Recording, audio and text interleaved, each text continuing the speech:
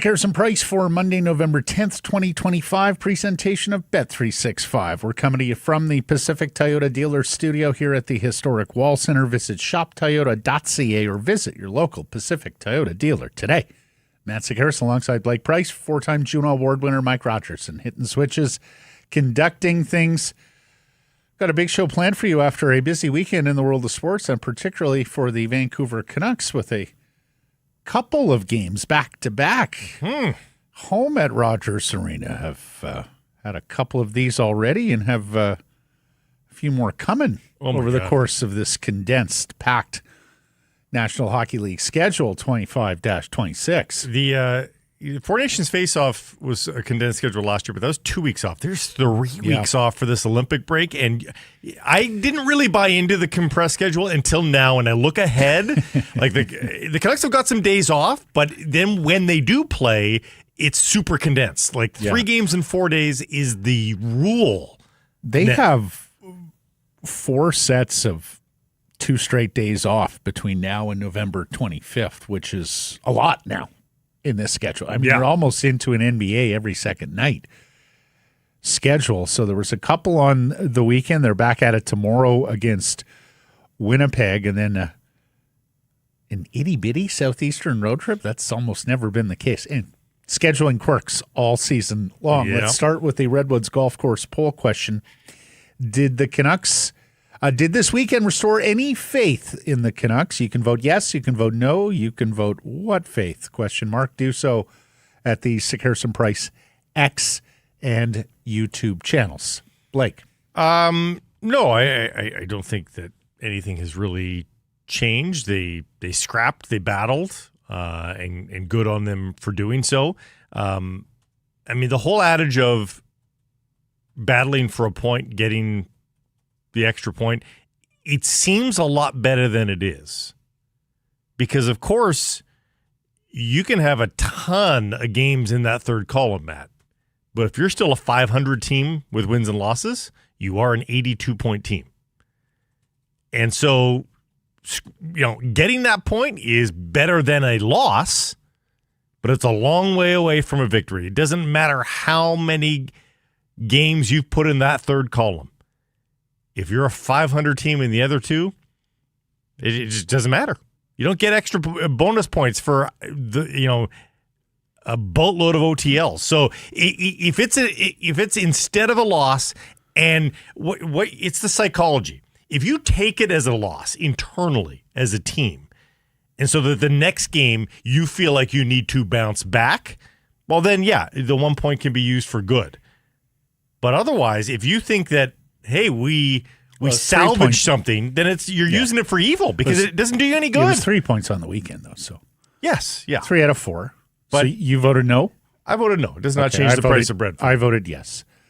I voted yes just because the alternative, if they had dropped 4 points or they had dropped 3 out of 4 points, I think we'd be having a much different conversation about the Vancouver Canucks today.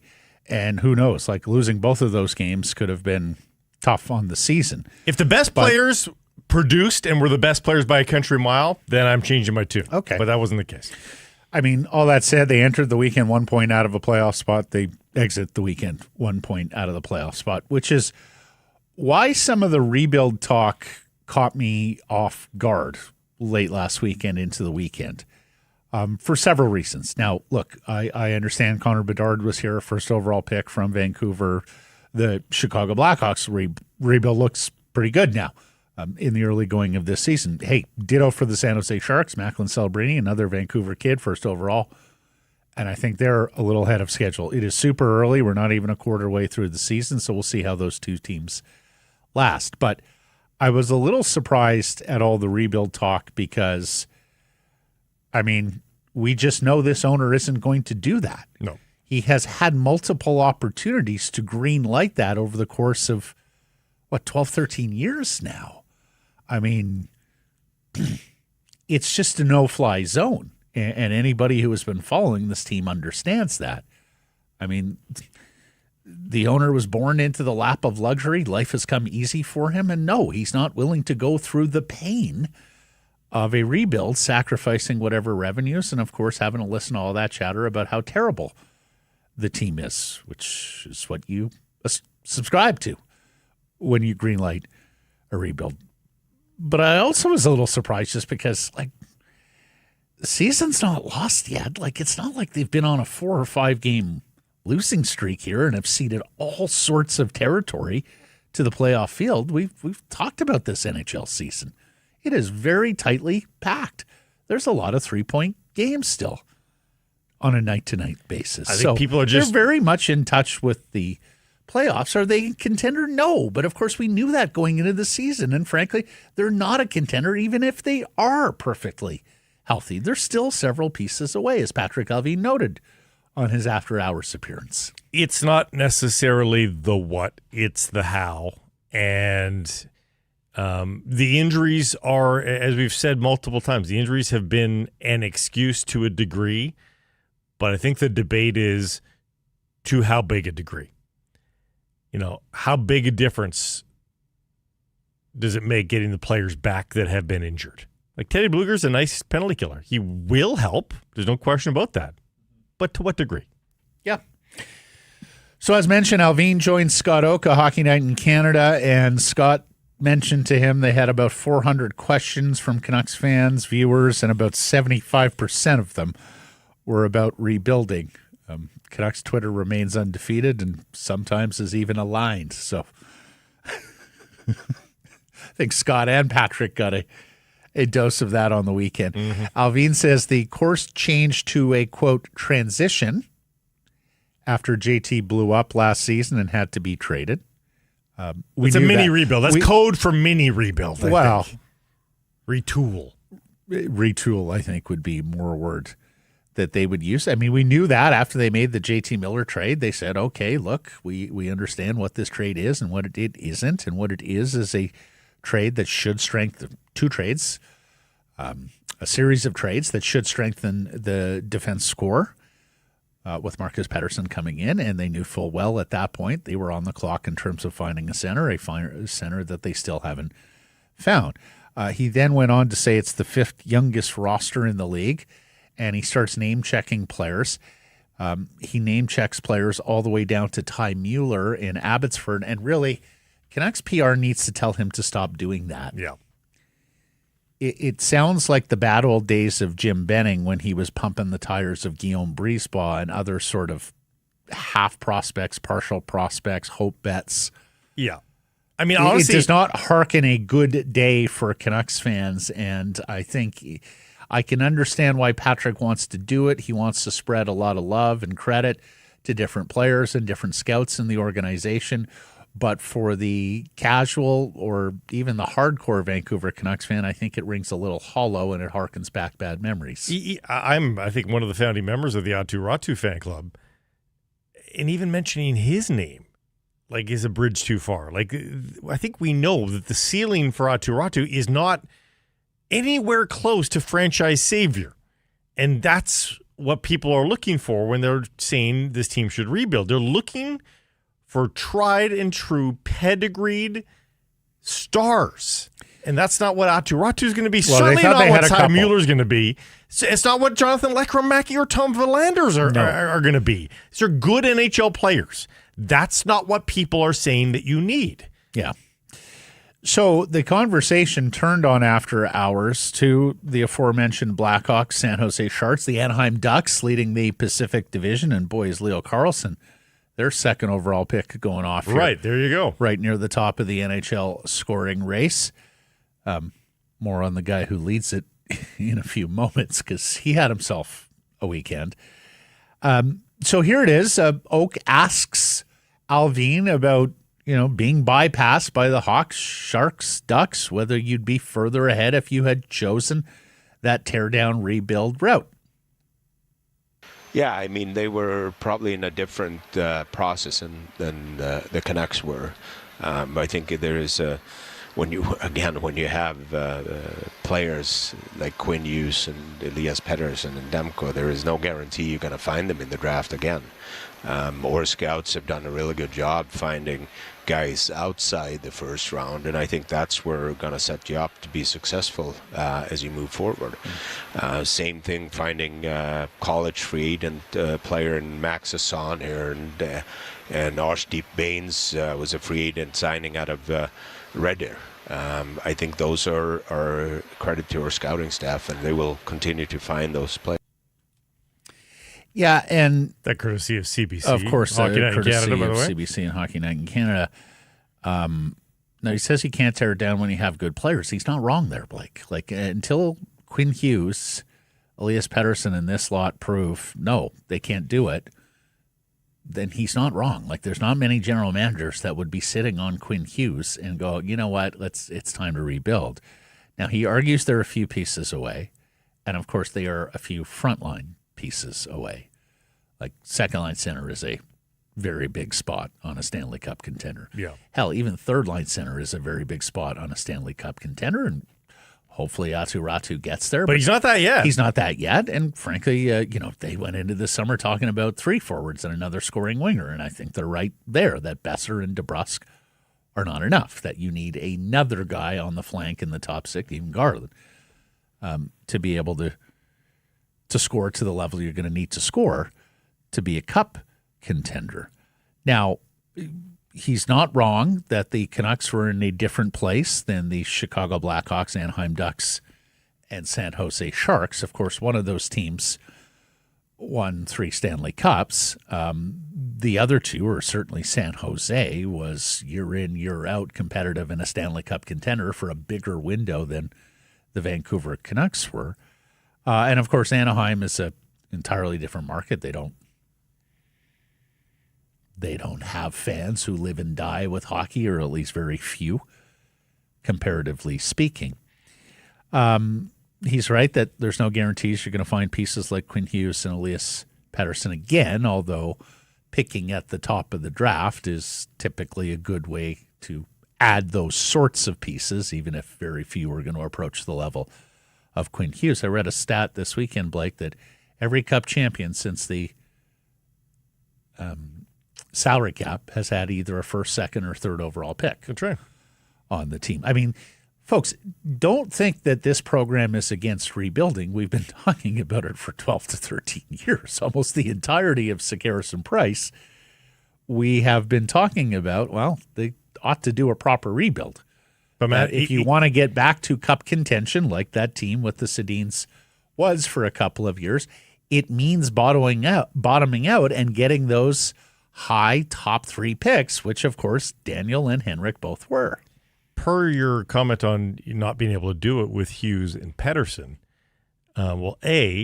you've got Hughes at the end of a contract, nearing the end of a contract, that you are, I think, pessimistic at this point. I think even the organization would probably, with the truth serum, say that they are pessimistic that they can re-sign him. So there's a leverage point or a catalyst there to begin the and honestly, but we're not there yet, Blake. If we get to the trade deadline, right? But we're weeks away. It can be measured in weeks. We're months away. If we get 3 more months down the road here, which brings you to mid-February and about 2 to 3 weeks away from the NHL trade deadline, and this team is not in a playoff spot, then I think absolutely you have to have the conversation then. But secondarily, again, whether the conversation is,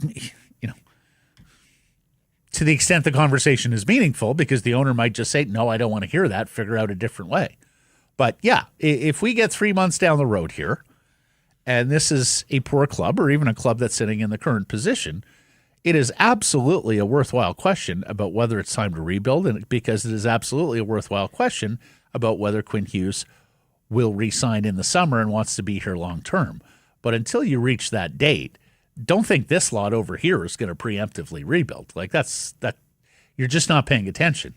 Secondarily, that's not what this ownership group and management team has been about. Secondarily, the Elias Pettersson point of the equation, if Elias Pettersson was performing as a 100-point player, No one's doing this. No one's going through this exercise. And that's one that may force your hand. Right. Because you have no outs. So he's you got to take him out of the equation. We can't do it when Elias Pettersson's in his prime. You can, because he's not prime. Right. He's taken himself out of that sentence. Oh, no question. I mean, we're almost 20 games in. If this is Elias at the midpoint of the season, then yeah, that's further evidence that this group isn't it, and it's time to rebuild. Again, to the extent that conversation is being had at Rogers Arena. It's being had out here. But Matt, it's been had out here for 12, 13 years. You're admitting that they could be within a few months away from making that decision. And nothing in Patrik Allvin's discussion there led me to believe that they agree with that. And I agree with you, but of course, Patrik Allvin is not going to go on after hours and forecast a Chicken Little scenario over the next 3 months. But I'm surprised. What people in officialdom do. I am very surprised that he wasn't at least political in his speech about it. No, but why, Blake? His two predecessors who urged rebuild both got fired. Gillis got fired because he said it's time to transition this team. Linden said I didn't expect him to say that.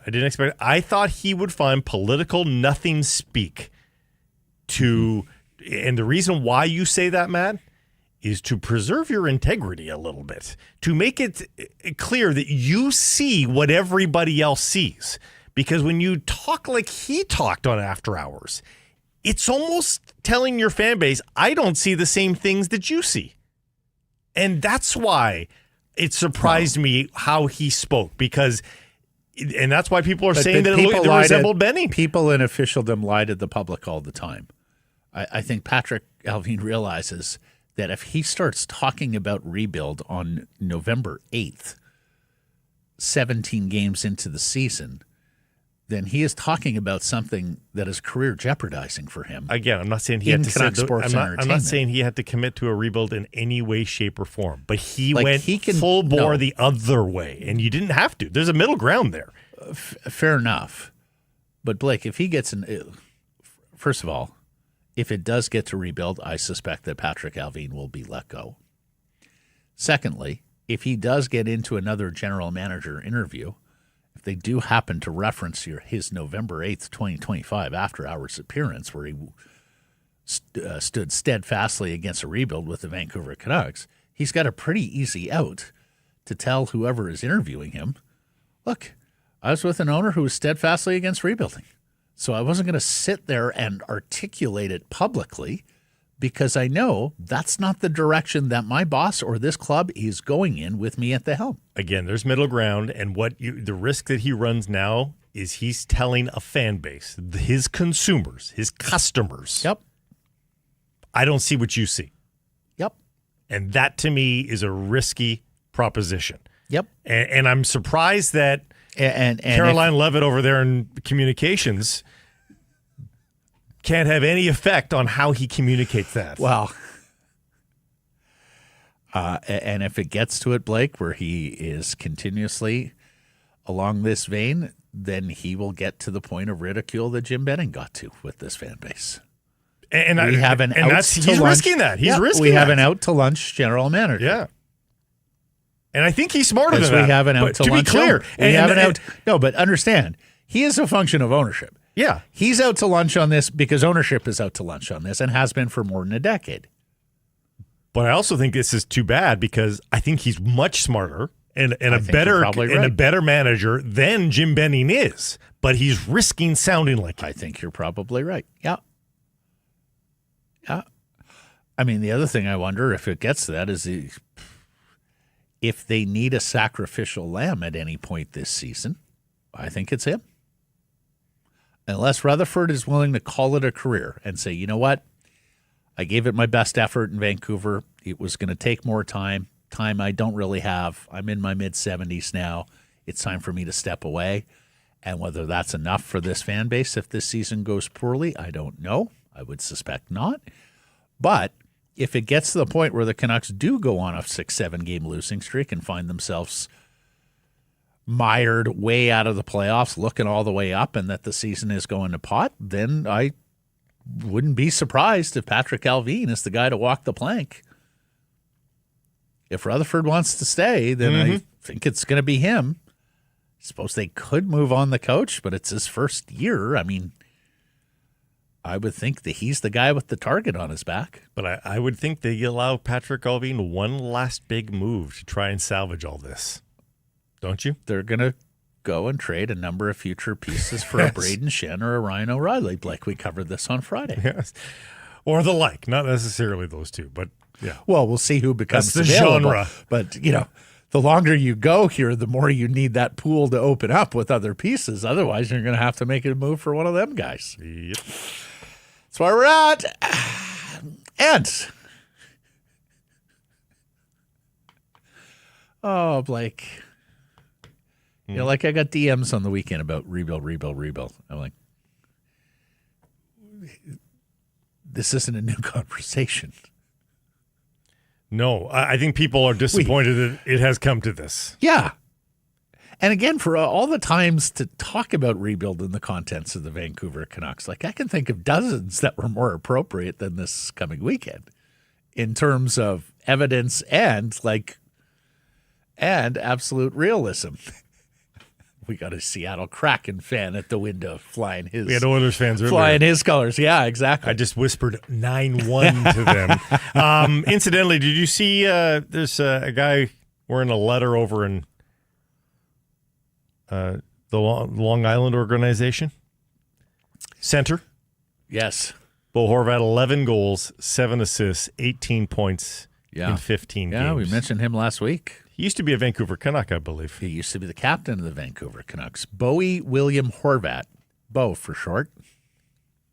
Honestly, the parallel universes are very interesting here for this Canucks organization. If they had gone through different doors, what does this team look like right now? Yeah, got to know him as a teenager. Got to know his dad, Tim. His wife, Holly. They had children. If they had, I think Bo and JT might have gotten along better. They would have been an older team if those were the choices made. Yeah. But I think they're probably a better team. Yeah. Well. But no time. These guys had their own ideas. They loved the fire of JT Miller. Our friends at the Redwoods Golf Course, they've got you covered if you're planning a custom corporate event, team building, networking, whatever the case may be. Custom corporate packages at the Redwoods can include golf lessons if you're so inclined. They have the large heated covered range. They can get their lead teaching professional Craig on the case, as well as a food and beverage component. And, of course, those junior lessons, semi-private, private for children aged 6 to 16. Set your kids up for the sport of a lifetime. Winter lessons available soon. We'll be telling you about those. Redwoods-golf.com. Let's get to our top story, brought to you by Yellow Dog Brewing, Neighborhood Brewing, Foolish Winery. No Demko, but the Canucks stem the bleeding, take 3 or 4 points with a comeback victory and an overtime loss on the weekend. 5-4, they fall to Colorado last night. Nathan McKinnon with a 5-point night. This hours after registering 4 points in a 9-1 victory over the Edmonton Oilers on Saturday. And if you think the Canucks have it bad, oh boy, did you hear some of the questions to Coach Knobloch after the game on Saturday? You're not supposed to lose 9-1 when you're a cup contender. McKinnon is up to 29 points on this young season in 16 games. It is 4 clear atop the NHL scoring race. He may well be an Art Ross Trophy winner this year. We shall see.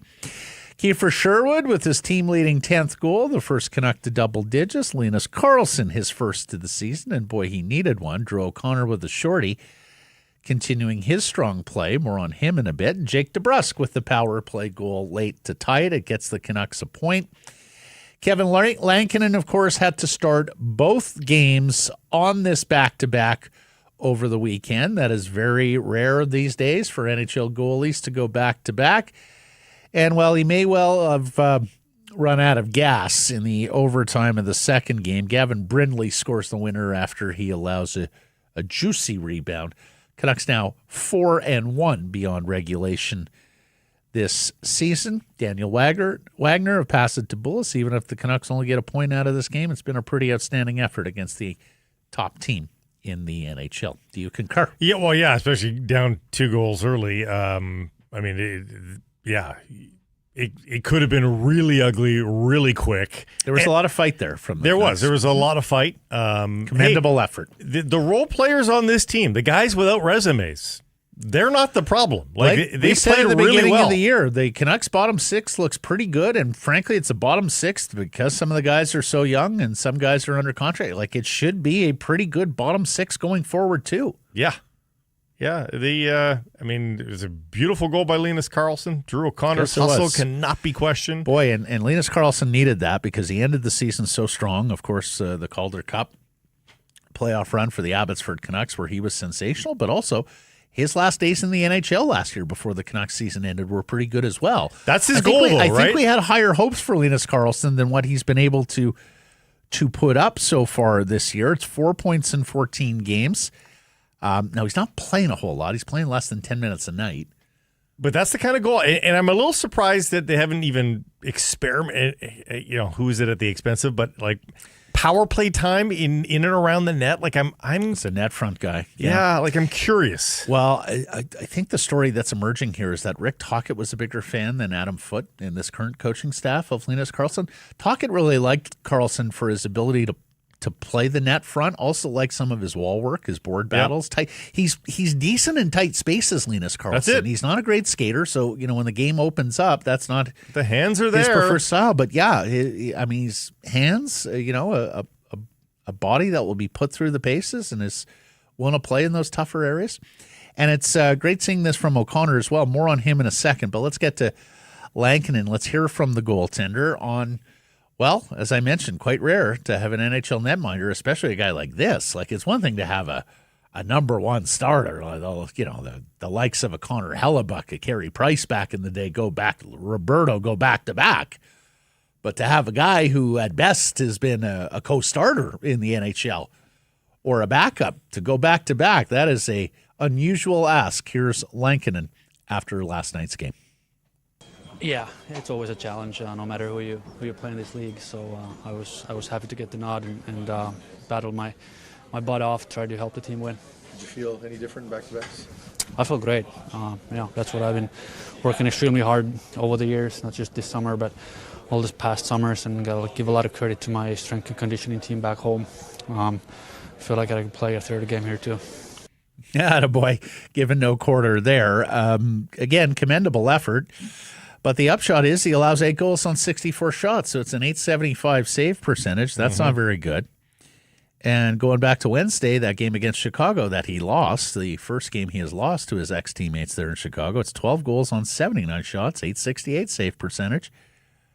On the season, it's .879. He's 3-4-1 in his 8 starts. And look, if he was just a typical backup making typical backup money, fair enough. But, of course, he got the big 5-year contract extension from the Canucks last year of $4.5 million. So you got to be better than that. In fact, the Canucks rank was the 26th in the league now in goals surrendered. So we're not exactly talking about a team, Blake. Yeah, 26 in goals against per game at 3.41. It is ahead of San Jose and Edmonton, the Pacific Division. But we talked at the beginning of the season, whereas this team's calling card had to be great defensive play, not just from the goaltender, but from the 5 skaters. Of course, they had that a couple of years ago with Rick Tocchet when they rode that team defense and commitment to a Pacific Division championship, and we're nearly a fifth of the way or a quarter of the way through the season here, Blake, and we haven't seen that version of the Canucks. We were sitting here talking about a lot of 2-1, 3-2 games at the beginning of the season that we anticipated those were Canucks routes to victory, and the just haven't had enough of that. And of course, the 5-on-5 has been fun. It's a penalty kill. It's 5-on-5. They are back up into the teens, in the middle teens at that. So what we saw is, I think, there. And I think the goaltending can be even better than it has, especially from the Lankinen side. I think those two are solvable. Until you solve the penalty kill, right, you're going to be in trouble. And I understand that there are pieces missing. I still think the horses they have can just be better than they have been. Like I think they are underperforming. They've given up 18 power play goals in 17 games. It's crazy. No other team in the league has surrendered more than 15. So, six times in 17 games, the PK has given up 2 goals or more. So that's been a problem.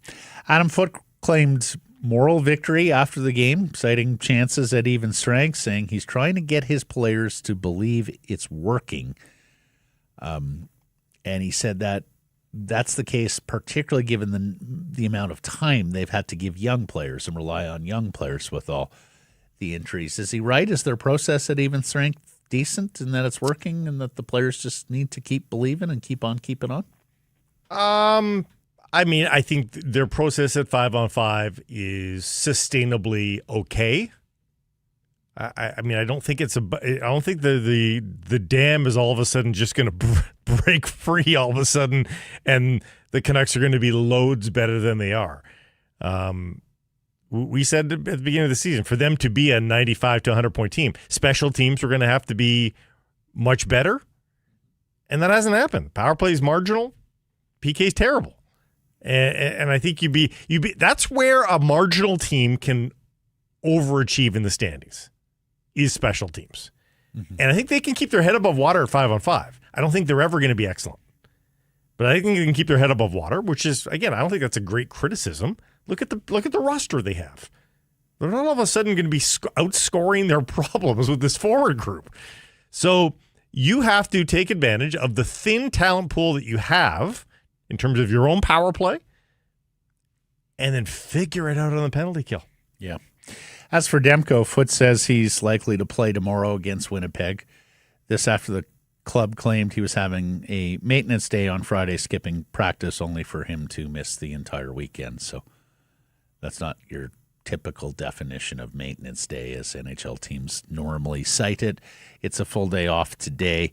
Demko's apparently skated on his own, or with a goalie coach at the very least every day since Friday. Don't believe he has faced shots, certainly not NHL shooters, but they're hopeful for Thatcher Demko tomorrow.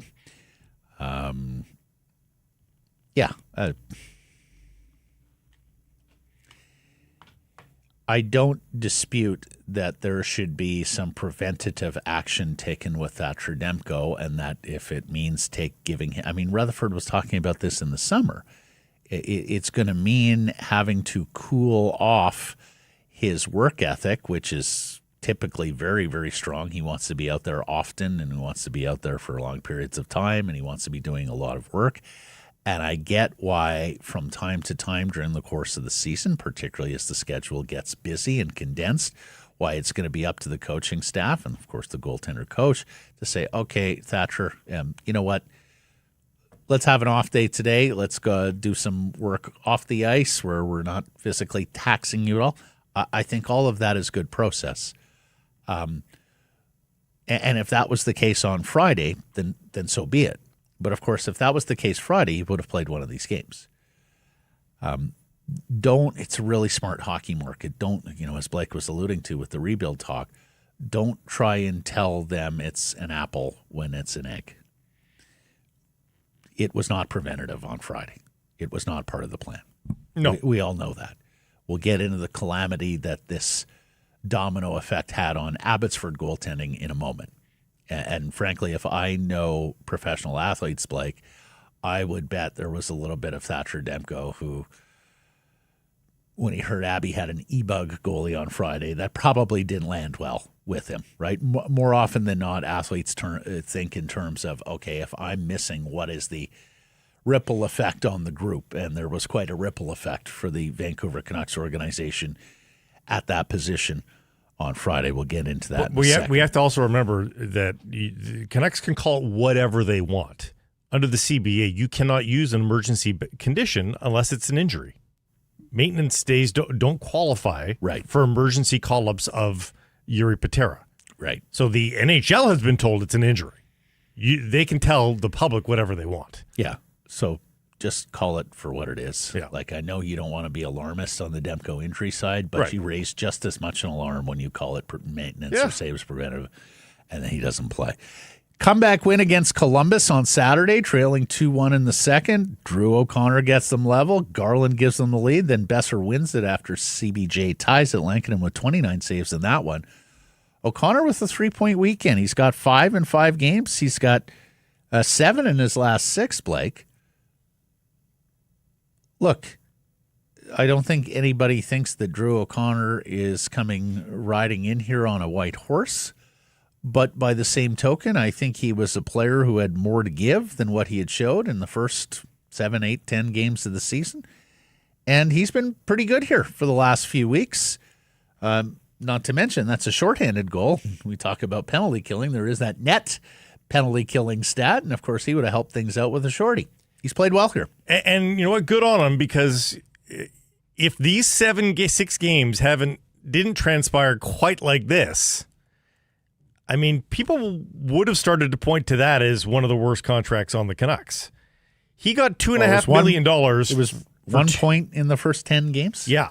And with $2.5 million for 2 years with a no-trade clause, not a full no-trade, but a partial no-trade. Like, where did that money come from for a guy coming off a 6 or 10-goal season? And, in fact, they signed him after 6 goals with the Pittsburgh Penguins. Well, they signed him pretty quickly after they acquired him via trade. And because of that signing, Marcus Pettersson, Kevin Lankinen, and then, of course, trading for Evander Kane. He's already got to 16 goals with the Penguins. He did that in 23-24. Is it crazy to think he could be a 20-goal scorer for the Vancouver Canucks? It's not crazy. It's unlikely. But 16 would really help. Yep. Like, if he gets to 16, that's an excellent season, and you're talking about 2.5 in much different terms than what we just talked about.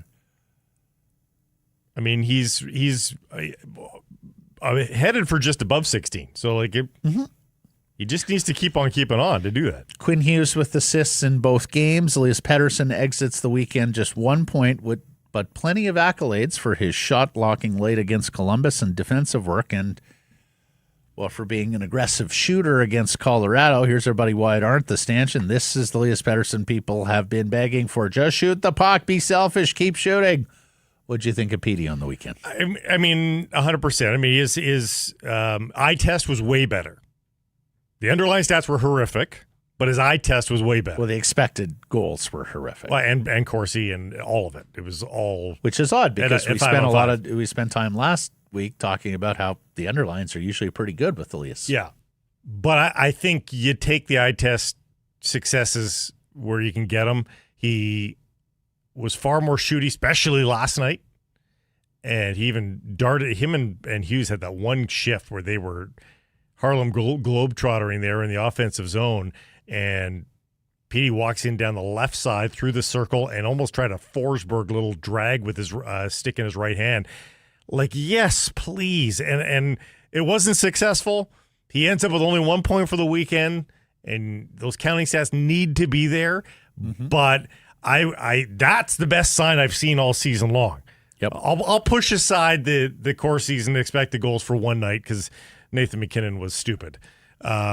Yeah, and you're matching, of course, because you don't have Filipino, you don't have Teddy Bluger, and so you don't trust your center iceman versus the best center iceman on the other side. And I did check. Pettersson had 13 defensive zone faceoffs in the game last night. Do you know how many Nathan McKinnon had in the defensive zone?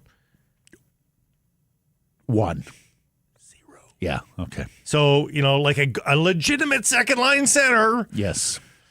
Changes things does prop up Pettersson. No, but even Bluger in that spot, Blake, because Bluger's going to take some of those defensive zone draws. Like, you're going to trust Bluger on the defensive side against McKinnon, not as a hard match or anything like that, but you're more inclined to go, okay, we can put a Bluger checking line out against McKinnon.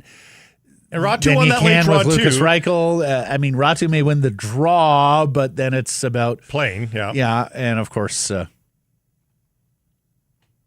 I just think a second line Sassone a little early. It's 11 points in 17 games for Elias Pettersson. It's 28 shots in 17 games. He has said he wants to be at 3 shots a game, so long way to go to get to that. Canucks now 8-8-1 on this young NHL season. As mentioned, 1 point back of a playoff spot for teams to jump. It is very jumbled and very tightly packed in the Western Conference. had some chase my tails this weekend. Did you? I saw. I walked past them in the beer store. Went with the squirrel chaser instead, but it's a fine choice. They just pop out on the green old shelves, don't they? Speaking of which, the Chase My Tail's on special though for the month of November, so they might be your choice for both taste and the pocketbook. Look for them on special at your private and government liquor store. Let's get into Crave the Stats here, brought to you by Uber Eats. And I think for the first time in this segment, we are dipping below the National Hockey League, and we're going to junior hockey and the Western Hockey League. Well, it dovetails a little bit back to the poll question, the sort of the branch we went out on there with regards to Allvin's comments and rebuilding and the need for top-line players in. He's not a top 3 pick. He's not a podium pick. But Braden Coots is a guy that certainly could outperform his pretty decent draft slotting. Has already, really. Yeah, like you could make that argument. He's performing like a top 10 draft pick. Mm-hmm. And he ends up with a 2-goal, 4-assist night on Saturday versus the Vancouver Giants, no less. And 6 points. And he had 5 points in 3 games versus them last season, I believe, too. So he loves him, the Vancouver Giants. Yeah. It's 13 points, 5 goals, and 8 games for Coots this season since being sent back to junior by the Canucks. And his 6-point effort was good enough to be the game's third star. They have a high bar. They have a high bar there. If you don't, I looked at it. I was like, did somebody put up 7 or 8? Like, was it just that sort of game where guys put up gaudy point? No, he led everybody with 6 points, as you generally do. He had an empty net point though, so 5. 13 that goaltender for Seattle must have been outstanding. Alas, even 6-point nights are not going to help Braden Coots come anywhere near the top of the WHL scoring lead by staying with the Vancouver Canucks as long as he did. The top point getter in the WHL is at 34 points on the season, so that is a comfortable 21-point lead on young Braden. But hey, points per game will be more the metric that Canuck fans will be looking at, I think, given that he spent so much time in the NHL, and that's a good sign. Yeah, it's kid's name is JP Hurlburt. He's with the Kamloops Blazers. He's draft eligible, actually, in 2026. A Texan playing for the Blazers. He is. He's lighting things up there. He is. Uber Eats enabling fans to maximize their fandom all season long with exclusive game day deals on the app. Don't forget, and they can help you out with everything. It doesn't have to be food. Could be the plates and napkins for a party if you're having people over before, during, after the game. Uber Eats is your go-to. Get the app. Okay, now the trickle-down effect on poor Abbotsford. And let me just say, I hope everybody got their good times in with the Abbotsford Canucks in the spring when they went missioning into a Calder Cup championship because, oh, wow. It ain't pretty for the Abbotsford Canucks right now. They have lost 10 consecutive games. Sadly, only by a shootout on Saturday. 3-2 they lost to Colorado. But it is the Friday game down in Denver that we want to highlight, Blake. And the reason being is, well, we've often said that we love the E-Bug story in the NHL. It's charming, right? You have this guy who has goaltending in his past, still plays some goaltender, and he gets a moment in an NHL dressing room with all these multimillionaires, some of them cup winners, and they tend to treat the E-Bug goalie princely. I mean, they go out of their way to make the E-Bug feel welcome, right? Because more often than not, he's just there, break glass in case of emergency. He almost never plays. Well, Abby had to play an E-Bug on Friday. They lost 8 in a row. Then they're going into Denver with only one roster goaltender in uniform. Yuri was called up by the Canucks, right? Because Demko couldn't go. Nikita Tolapilo's on the sidelines. He's got a groin injury, according to Dave Hall, Canucks Army. Aku Koskinvo, who had been dispatched to ECHL Kalamazoo, was on his way to join the Abbotsford Canucks in Denver. And then Ty Young, the former Prince George Cougar, well, he got hurt in the third period. And that left E-Bug CJ Keir, a 21-year-old farmer's insurance sales rep from Denver, to 10 goal in the third period. And he did great. Plus, I think he gained 4 clients in the room who've now signed up for dental with farmers. So it was a very productive night for CJ. That's unofficial news, by the way. We'll have to check the farmer's stats. Yeah. I honestly, I don't know that there's, like, it was super unfortunate. I don't know that there's a lesson there. Like, that's just ridiculous. No, I'm not sure there's a lesson, but there would have been if it was, in fact, a scheduled preventive maintenance day for Thatcher. Right. Another reason why it clearly wasn't, because they really set themselves up for failure there. And in the end, Keir did just fine. They lost, of course, but he was not hemorrhaged for 5 goals in the third or anything like that. It was relatively simple. And of course, he's got a story to be able to tell all his friends and family members. I'm sure there was plenty of photos, documentation of CJ tending the goal for the Abbotsford Canucks against the Colorado Eagles on Friday. Another loss, of course. They've all been losses. Former Danbury hat-trick player, by the way, yes, in the NHL. Not a trasher, if you've seen the documentary. That was a semi-pro team. This is a junior team. Yeah, Danbury trasher, semi-pro team owned by a mobster. Michael Rupp played on the team. Go see the documentary. It's If you've fabulous. not seen it, Fabulous. It's out of this world. But yes, the same city in Connecticut. CJ Keir, we are goalies. Dum, dum, dum, dum, dum, dum. Yeah, it's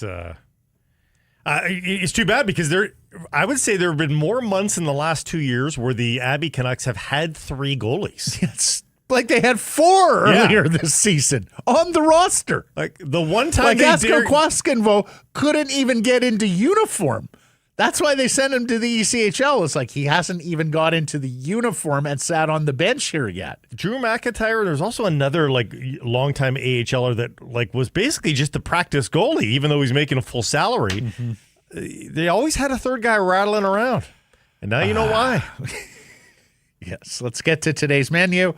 Brought to you by Greta, a fantastic spot to watch the big game or to pregame, postgame, your steps from the arena or the stadium. If you need a venue for team building, a sociable, check out Greta. They have the awesome street food menu, the arcade that encircles the bar, game for everybody.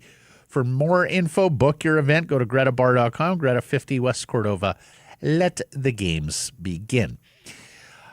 We will talk here to Jeff Patterson, our Canucks reporter. They were busy on RinkWide post-game Saturday and Sunday. Talked to Jeff about all the issues and all the particulars over the course of the weekend, and of course point forward to this week where the 4-game homestand ends tomorrow with a Remembrance Day game against the Winnipeg Jets.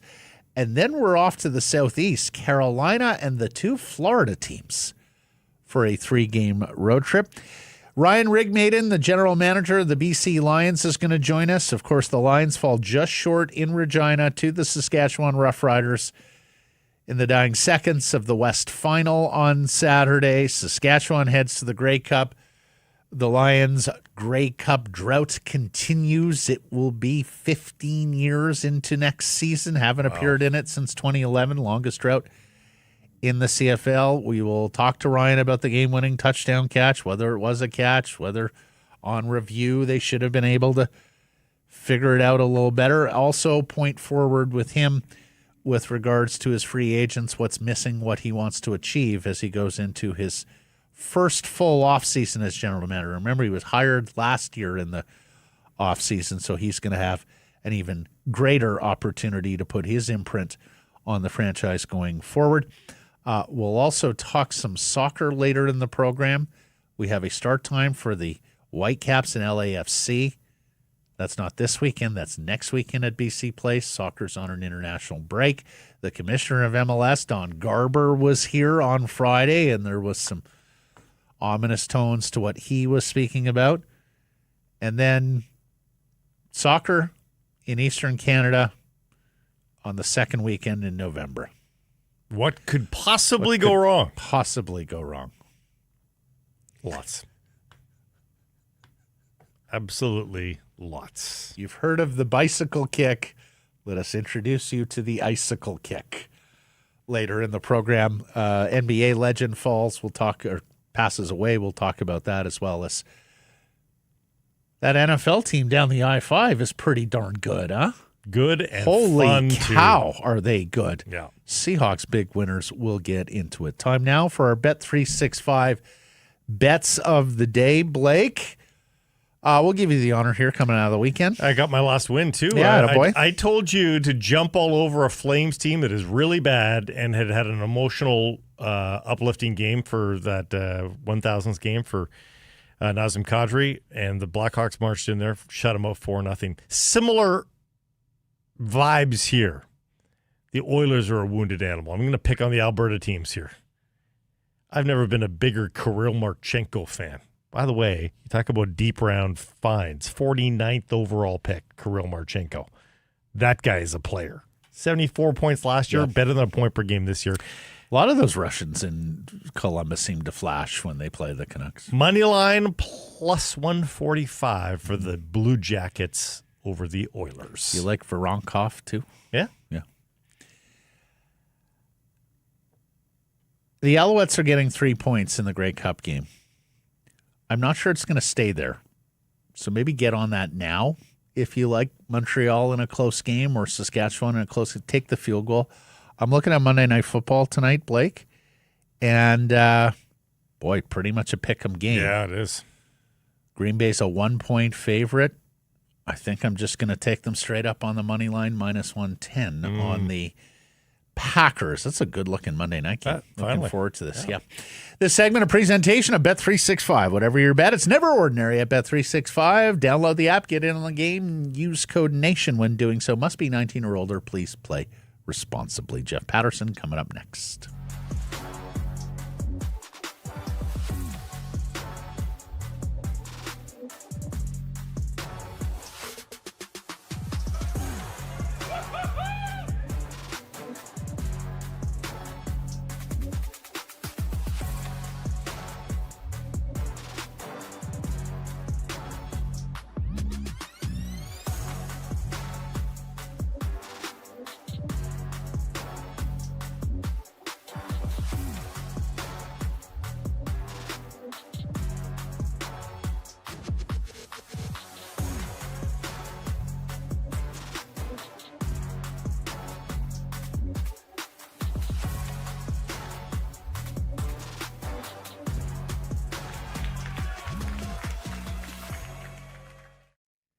Harrison Price from the historic Wall Center. And the segment brought to you by your Pacific Toyota dealers and the Toyota Prius plug-in hybrid. This is a no-compromise approach to having joined the electric revolution because you can drive up to 72 kilometers on your battery alone, effectively an EV when you're just running errands in the city. But you need the extra range. Kids got a game in the valley, or if you're in the valley, kids got a game in the city. Guess what? It's okay. You flick onto the hybrid mode, you're good. Long hauls, road trips, you can do it all. That's the beauty of the Toyota Prius plug-in hybrid. You plug it in overnight at your house. No fancy station installation needed. No, just into the plug. You're good to go the very next morning. 2,000 public charging stations in BC these days. You're going to be just fine. Lease a plug-in hybrid SE from $99 weekly. That's at 3.49% APR for 64 months with $3,600 down. That includes a $3,000 discount. Visit shoptoyota.ca or your local Pacific Toyota dealer today. As we welcome in Jeff Patterson, the host of RinkWide Vancouver, and boy, were they busy this weekend, our Vancouver Canucks reporter. Good morning, Jeff. Good afternoon, Jeff. How are you? I'm doing well. Busy weekend, but a fun weekend. Boy, Sunday night, yes, Canucks come out on the short end against Nathan McKinnon running wild, but from the entertainment standpoint, there have been a few dogs among the 17 this year. That was not one of them. That was right up at the top of the list. That's what people want, right? Is this plucky Canucks bunch that rises up to the challenge. Sure, again, you'd like them to come out on top, but just from a process standpoint, pretty hard to argue with much of what the Canucks put on the ice against the high-flying Avs. Yeah, I mean, if you're going to lose entertainingly, and of course on Saturday a comeback victory. We're asking on the Redwoods Golf Course poll question, Jeff, did this weekend restore any faith in the Canucks. What says you? Oh, I mean, big picture, you got to be careful here. Kind of quietly, the Canucks have dropped all the way to 26th in the National Hockey League in goals against on a nightly basis. This was a team that was supposed to be built on the backs of goaltending and defense, and all of a sudden, they're just percentage points ahead of the Sharks and the Oilers, and that's not the territory that you want to be in. So we don't have to revisit all the sort of challenges that they faced here over the first month of the schedule. I think internally in that locker room, that going toe-to-toe and slugging it out with a champ like the Avs, probably gives them a little bit of belief, but I don't think trading chances with just about anybody in the National Hockey League is the way that this team wants to go about its business. So on a given night, yeah, again, it's fun, it's entertaining, but the penalty kill, until they can put some masking tape on that penalty kill. Like, clearly the guys that they've got in place here just aren't getting it done. As much as I want to believe Teddy Blueger can come back and make a difference, Teddy Blueger is not a savior. I mean, he can help without a doubt, but he's one guy. And if you think, oh, well, wait till Derek Forbort's back, Forbort's on long-term injured, and who knows when he's going to get back in the lineup. So they've got to push on with the guys that they've got, but 18 power play goals against, including 2 more against this Colorado team. That's not the blueprint or the path to success for the Vancouver Canucks. So restored faith in the hockey club. I don't know if I can get there, Matt. They, after all, are 8-1 through 17 games. Yeah, well, let me ask it this way then. I got to say, I was rather surprised going into the weekend hearing all this talk about rebuilds, because my first reaction was, are you new here? This owner doesn't rebuild. Do you think this will at least stem the blow it all up talk that we were hearing prior to the victory against Columbus? Well, after some exhaustive research over the weekend, I have come to this conclusion that Drew O'Connor is the rebuild, and we just didn't know it. Good on him. I mean, had the best week of his National Hockey League career, and if there's more there, then that's terrific. It is pretty wild. I mean, I think so much of it was the perfect storm of North Vancouver boy comes back and beats the Canucks on Wednesday night, and this idea of what could be, and meanwhile, well, Connor Bedard is doing his thing, Macklin Celebrini is also doing his, and so you're right, because it's been a funny week, and we've all been through a bunch of them over the years, but beat Nashville in overtime to wrap up a 2-1 road trip. Again, this group, where they've been, think they were feeling pretty good about themselves. They come back, they play 2 scoreless periods against Chicago. Yeah, the third got away from them, and at that point, people were just ready to burn it all. And then, again, the entertainment value, I think, was there for the most part. Best players were accounted for over the weekend in both of the games. So does it push the rebuild talk back? I don't know. I mean, let's see what Tuesday night against Winnipeg brings. That's just kind of how fickle things are with the fan base right now. But I think we have to be honest with ourselves, and we've been saying this for a little while, that the Canucks are now into the 6-game gauntlet, right? All of these good teams.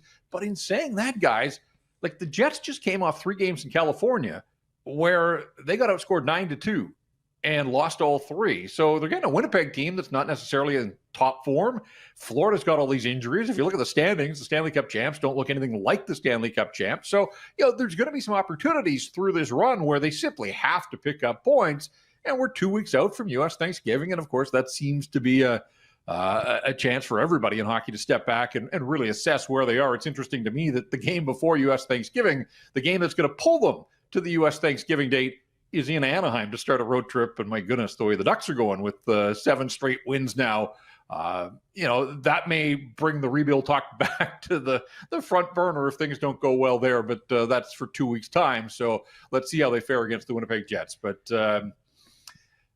yeah, I mean, I didn't think Patrik Allvin necessarily helped his cause with a few of his answers on after hours, and he doubled down though, right, Jeff? Like he just in case you thought he might find some middle ground and sort of hedge in both ways.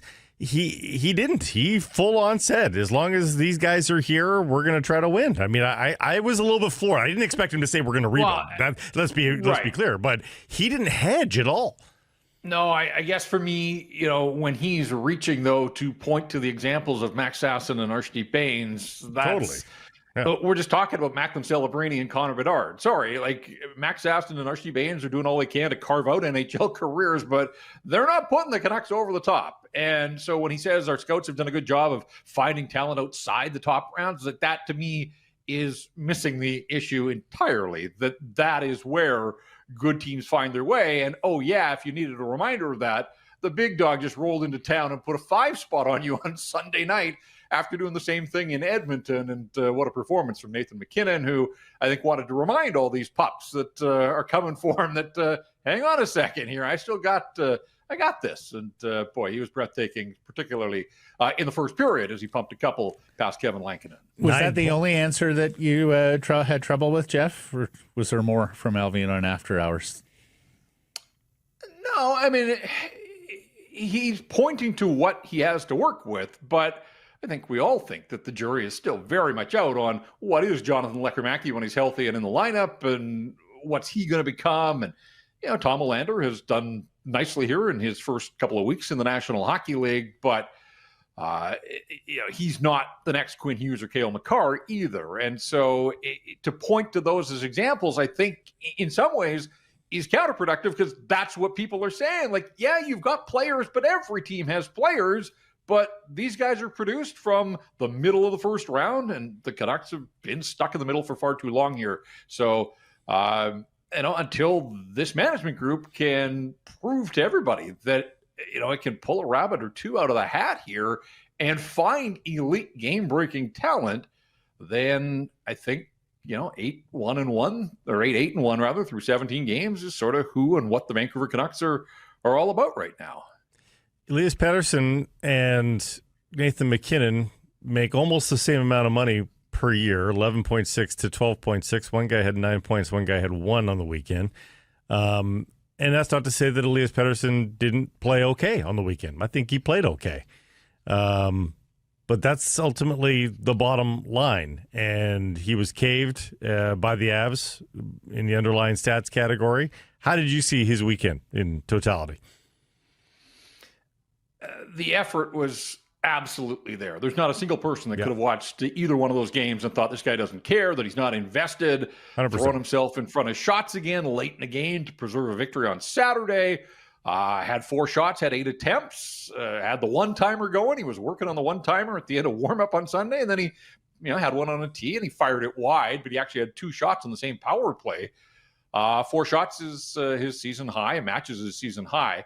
So, again, there were things to like, and the investment level is completely beyond reproach. But to your point, Nathan McKinnon has 9 points on the weekend, and Elias Pettersson has 1. He's gone 7 games without a goal, and in those 7 games, he has 3 points. So, it's baffling now. I've got to the point where, you put the knives away, and you're just left to pull your hair out and wonder, where is the offense? And, is it ever going to reappear? And the more you watch, you just think well, you wonder. To me, I almost now start to throw Quinn. I thought Quinn Hughes was dancing last night, and he doesn't have much. Nights. Yeah, and he doesn't end the weekend with a boatload of points either. So, no. What is going on out there? Well, the Canucks don't have a player in the top 75 in scoring in the National Hockey League as we start this week. And so that's pretty difficult to win games, especially when I go back and talk about how the bottom's kind of fallen out defensively. This isn't a team that's built to outscore defensive miscues and woes, but that's kind of the reality of the situation. And so on some fronts, the 8-8-1 record, you kind of, it's commendable, but you just wonder how much longer can it continue here. The last time that they held an opponent under 3 goals was the Ranger game, and yet they didn't score that night, and they lost 2-0. So they got to figure things out and tighten things up defensively. But you're right. I thought Quinn, he missed the 4 games. He comes back. I thought he was good in Nashville. Didn't think he was great against Chicago.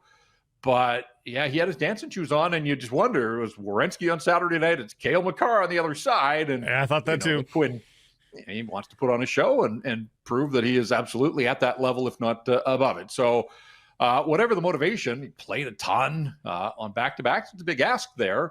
But at the end of the night, you're right, it was an assist for Quinn Hughes and no points for Elias Pettersson. And ultimately, this is a league where game breakers can break games and do quite often. And so whether it was McKinnon outscoring Pettersson, whether it was McCarr outscoring Quinn Hughes at the end of the night, this is not to say that the Canuck top-end guys didn't play well. They just didn't produce enough. And ultimately, they get a single point where, there were 2 points there waiting to be had. They're not going to get every point in overtime. The overtime record still at 4-1. You take that at this stage of the season. But, you keep wondering about both of them. Like, when are they going to have that one night where they just leave no doubt whatsoever? Goal and 2 assists. Players. Yeah, like when? Which brings me to Sherwood and the aforementioned Drew O'Connor and the where would they be without Kiefer Sherwood and Drew O'Connor question. Yeah. Jeff Patterson. Well, Kiefer Sherwood's just been a delight, obviously, since he arrived here in Vancouver and now to double digits already, more than halfway to his goal total of last year in 17 games. And, it struck me again last night that, sure, the Avs turned the puck over and he was fortunate to be in the right spot, but, this guy doesn't have pucks hit him and go in the net. He doesn't score ugly goals for a guy that plays an abrasive, grinding game. He keeps putting the hands on display. We've seen the shot from distance. We've seen the speed. We've seen the breakaway. And last night, that's just a deft little backhand that catches Mackenzie Blackwood off guard. And 10 goals. He got his assist out of the way on Saturday, so he's good there. No longer has the 0 in the assist column, and he can get back to doing what he does best, and that's scoring goals for this Vancouver Canuck Hockey Club. But something about the Avs, too. He had the hat-trick last year against them, his first NHL hat-trick in here. Did some more, and I thought that was a big goal because Colorado at 2-1, at times looked like they were going to pull away from the Canucks, and the Canucks were doing what they could to find that second goal, and it took a while, but ultimately Kiefer Sherwood gets it. And then from there, at one point, the shots were 25-11 for the Canucks, and it was back-to-back for both. It wasn't just back-to-back for Colorado, and you point to that. No, this is a back-to-back weekend. They're going to have more of them. They've already had 3 sets of back-to-backs in the first 17 games. That's part of this schedule this year. But, on that front, playing field was fairly level. Yes, Colorado had to come in from Edmonton, but the Canucks were throwing the same goaltender on back-to-back nights, and whatever the case, I just liked a lot of what I saw from the Canucks, but not sure that I'm loving what I'm seeing from them defensively. But your point is a good one, that Drew O'Connor is just, the effort's been there, I think, since the outset of the season, that, he skates well, he's got the big body, but he's starting to really figure out that if you go to the net, and I know last night's goal was a little different because it was coming in off the wing on the shorthanded situation, but go back to the Columbus game the night before, he looked like a young Todd Bertuzzi. He had the push off on Dante Fabro. Bertuzzi made a living in the National Hockey League, and then Fabro obviously didn't like it. A little pushback after the goal, but I just like the fact even the Chicago goal that was overturned, right there on the top of the blue paint, getting his nose dirty. You just think that maybe some positive reinforcement that if you continue to do those things and you're rewarded, hopefully that will yield more from Drew O'Connor. So let's see where it goes. He's at 4 goals now, but given his skill set, there's no reason that he shouldn't be a 12 to 15 goal scorer for the Vancouver Canucks. And he had 4 last year after the trade, and one of those was into an empty net, so he's up to 4 plus 1 that was disallowed. So he's in a groove right now. He's got 7 points in his last 6 games, and they need it in the absence of some of these other guys scoring on a nightly basis. Then you'll take any contributions you can get from guys a little bit lower in the lineup. Honorable mention to his center too. Aatu Räty, 4 points in his last 5 games. He is 56% in the faceoff circle on the season. He's a plus player on a team that is hemorrhaging goals. Aatu Räty is finding his way now as an NHL center, isn't he? Yeah, I would agree with you. And not a flashy player, but if you can just kind of quietly go about and chip in here and there, and obviously the faceoffs are going to be part of his calling card. Now, they're using him in key faceoffs on the penalty kill, and if he doesn't win, then he's forced to stay out as a penalty killer. And I wonder if that's an area that he's going to have to brush up on, because you're not going to win every faceoff. As you said, 56%, and on power plays or penalty kills, you're going against the other team's best players, and quite often their best faceoff guy as well. So there's still room to grow. but this is a guy that feels like he's been stuck at 22 years of age forever. He is going to turn 23 here in a couple of days, so but still relatively young and inexperienced at the NHL level. But I do think that so much of it starts with a trust factor with the coaching staff, and you can see that is starting to be put in place now. And these are good reps for a young player to get in those situations. I don't know if there's much of an offensive ceiling, and that's why I come back to the idea that you'll take the contributions that he's getting. But when you think of him in his draft year, and there were hopes that this guy was going to be a big scorer in the National Hockey League, I don't know. It'll be interesting to sort of see how things unfold the rest of the way here this season and beyond for Ratu. But whether it was him, whether it was Linus Karlsson going between his legs last night, I mean, that was a pretty way to score his first goal of the season. So all of a sudden, you're right. Like, bottom six, not a massive issue for the Vancouver Canucks, and it just feels like all roads lead right back to the very top of this lineup. All right, Jeff, look forward to the week with us. What are you looking at this week before we talk to you again on Friday? Well, I mean, I think there's one story for the morning skate on Tuesday, and that is where's Waldo? Where's Thatcher Demko? And does he appear? And if he does, that indicates some progress. But if he doesn't, my goodness, from preventative maintenance to who knows where it goes, because they play Tuesday and they travel cross-continent on Wednesday, and at that point, it's fair to wonder if he's going to be on the flight, and if he's not on the flight, then it turns into a 2-week thing at the very and another three games in 4 days again on next weekend. It's not an injury. Just remember that. Yeah, it's something, but it's not an injury. So there's that in the small picture. Again, a Winnipeg team that's kind of scuffling. Jonathan Toews coming back to town. That's going to be a little different. Tanner Pearson is a Winnipeg Jet. I totally had forgotten about that, but old friend Tanner Pearson has played every night for the Jets as he pushes on in his NHL career. So, a chance to wrap up the homestand with, well, I guess they'd go 2-1-1 if they can get a win over the Winnipeg Jets. So, not given the way that they played at home for much of the season, I think you'd take a 2-1-1 homestand. But then it's into Carolina. I don't know if you saw what Carolina did to the Leafs in the third period. Outshot them 20-2.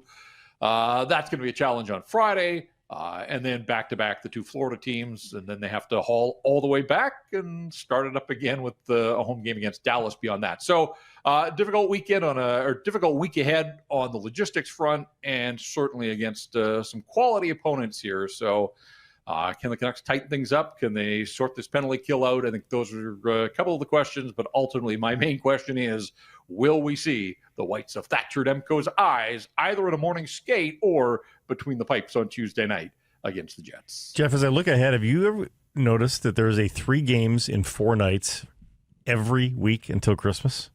Every single week. Like, there's no let up. I mean, the schedule is relentless, and that's crazy. And I think I may have said it to you guys. Like, in all of my years covering the Canucks, I can never remember this team flying as far as Carolina and doing the 2 Florida teams and then straight back. Like, there's always a stop in Nashville or Minnesota or wherever just to break up the travel and to eat another game off the road portion of your schedule. Like, I've never, like, when I saw the schedule come out in the summer, and I thought, what in the world? They're going for 3 and 4 nights to Carolina, Tampa, and down to Sunrise and straight home. So, yeah, it's a weird year. It's an Olympic year. There's quirks all around, but never have I seen a road trip quite like that one. The good news is they'll get a team day off on that Saturday after Carolina before Tampa, and they'll have a chance to golf in sunny Florida. I think they'll sleep. Mm-hmm. They also have 2-day breaks a lot later this month in and around that Dallas game as well. So some time for Adam Foote to practice, and we can only hope that Thatcher Demko can make those practices as well. It's not preventative. Jeff, good stuff. Actually, I say Friday, Jeff's going to be in for you on Friday, if I'm not mistaken. Yes. We'll catch up then and be watching and listening to RinkWide until. Thank you, Jeff. All right. Great, guys. Thanks.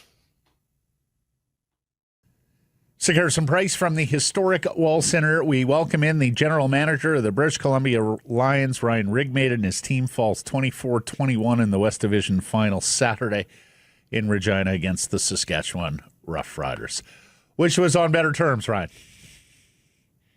Yeah, tough loss the other night, but made some excellent progress during the season. So, hats off to Sask. They made some more plays when we didn't, but took a big step forward this year. So very happy about that. We'll get to the big picture in a second, but just your thoughts and impressions on the game. Yeah, tough fought game. Something that we've preached all year is getting mentally and physically tougher, and I think we did that. We stayed in that game. Tough environment to play. Obviously, the weather is always a factor this late in the year. When you look back on some of the losses that we've had on the road in the playoffs recently, some of those games, frankly, we weren't as competitive. And so the fact that it went down to the wire, just absolutely impressed with the coaching staff and the players just to keep fighting and have that grit that's been the foundation of Buck Pierce's team. After Amar's tweet, Ryan, we'd be remiss if we didn't ask you about Saskatchewan's game-winning touchdown. Did you think it was a catch? And then what were you thinking as the review went on? Yeah, when it happened live, I was on the complete opposite end of the field, so I couldn't tell. Obviously, it was being reviewed for a lengthy amount of time. I saw a photo yesterday where to me it looked like the ball was on the turf. But then I've seen some other shots where it didn't. And so, look, at the end of the day, we just didn't make enough plays. And as happy as I am with the progress of the club this year, that one's gonna sting. That one's gonna last a while. Are you surprised that is the case? Because third quarter and early into the fourth, obviously, back-to-back scoring drives by Nathan Rourke. I thought you guys were in a rhythm, and I thought it might turn into a laugher potentially. And then, did the Riders make adjustments? Do you think? Yeah, I mean, obviously they did. Nathan was absolutely fantastic and made some tremendous plays, just like he has all year. I don't think at any point in the playoffs you're going to run away with a game. The teams are too good and they're just too even. Sask is too talented, and so we were up by 7 and then up by 4 and felt like we had a couple of chances to put it away. But again, at the end of the night, Sask made more plays than we did. So as tough as a pill is for us to swallow, we have to turn this frustration into motivation for next season. It was damn cold too. Was it close enough to football with the weather? I mean, the first quarter, everybody seemed to be frozen out. We got a football game in the end, though, didn't we? Yeah, absolutely. I think if you're a fan, I mean, that's a tremendous game to watch, and you're going to love watching that game. Obviously, for us, it's a better pill to swallow. But again, just the fact that we came from a 2-5 start to win in 11 games, going on such a terrific run, hosting a home playoff game, getting an excellent win versus Calgary, another nail biter, and going into to a tough place like Sask and taking it to them toe to toe for the whole game. Look, we weren't very competitive there last year, right? If I'm being honest. And so the fact that we were able to improve with a new coaching staff, a new culture, couldn't be happier for the fellas. So your first year on the job, Ryan, in terms of what your expectations were when you took over, where's this team? Ahead of schedule, on schedule? Was it a successful year? Yeah, I think it's on schedule. If you don't win the Grey Cup, it's not a success. But did we take steps forward? Absolutely. I think the culture shift has been magnificent. The players bought into what Buck was driving since training camp. Like we just talked about, the mental and physical toughness that I think we've lacked in seasons past. I think you could see on full display this year. The offensive line, I think, made magnificent strides with Coach Sharbs. The defense, after a little bit slow of a start, we make some adjustments. We bring TJ Lee back. We add some rookies and they start going on fire. So I think next year, heading into it, instead of trying to find grit, I think we are grit. And so I'm happy for Buck in instilling that culture and setting a path for us forward. What's your roster retention look like? How different a team can people expect? Do you think you can keep the band together here? Yeah, continuity is just so huge for us. And so we've got, the usual, 20 to 25 free agents that most CFL teams have every year. So we've got to focus on the key guys first. We're going into meetings essentially today. The coaches have their reviews that they're going to get done over the next week. We're going to come up with our strategy of who to retain, and then we'll go into to free agency and the draft. But we feel like we have a team that can win a Grey Cup right now, and so to bring back the majority of these guys is absolutely key for us. So we're going to stay aggressive with retaining the guys that we already have on the roster that are already in this culture. But obviously, the roster's never finished, and it always changes. And so we've got to have the right direction moving forward. As you mentioned, it was a slow start to the season, 5-7, and then 7 straight victories, Ryan, prior to Saturday. What changed for your ball club at midseason? What was the catalyst behind that turnaround as you saw it? I think there's a couple things. Number one, I think the coaches schematically changed some things up. I think offensively, I think you saw the players get more comfortable in Buck's offense.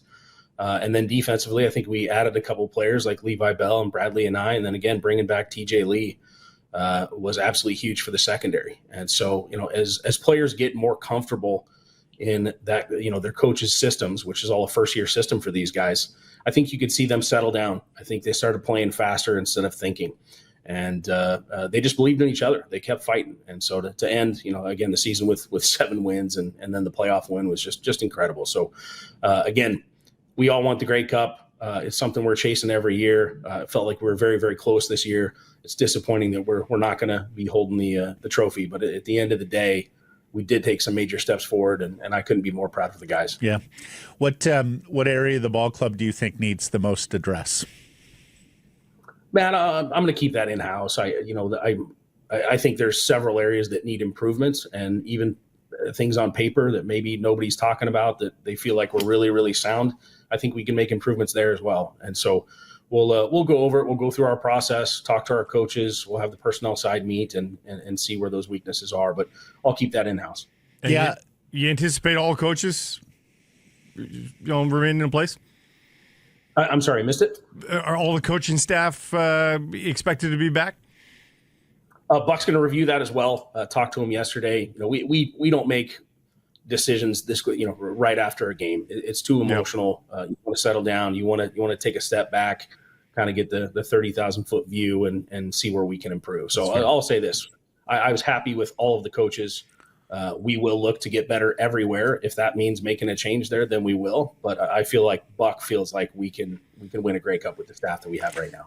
Of the free agents, Ryan, as you mentioned, it's always a long list now in the Canadian Football League. Keon Hatcher, James Butler, I believe your 2 offensive tackles, Gary Peters, your leader in the secondary. Is Hatcher, after the season that he had, is he the biggest in-house priority in terms of these UFAs? I think there's a top tier of the guys. There's obviously Hatch had a tremendous season, and he's there. Jarrell Broxton, our left tackle, I thought should have been offensive lineman of the year. He's a tremendous player. Jonah Tavai is another big one.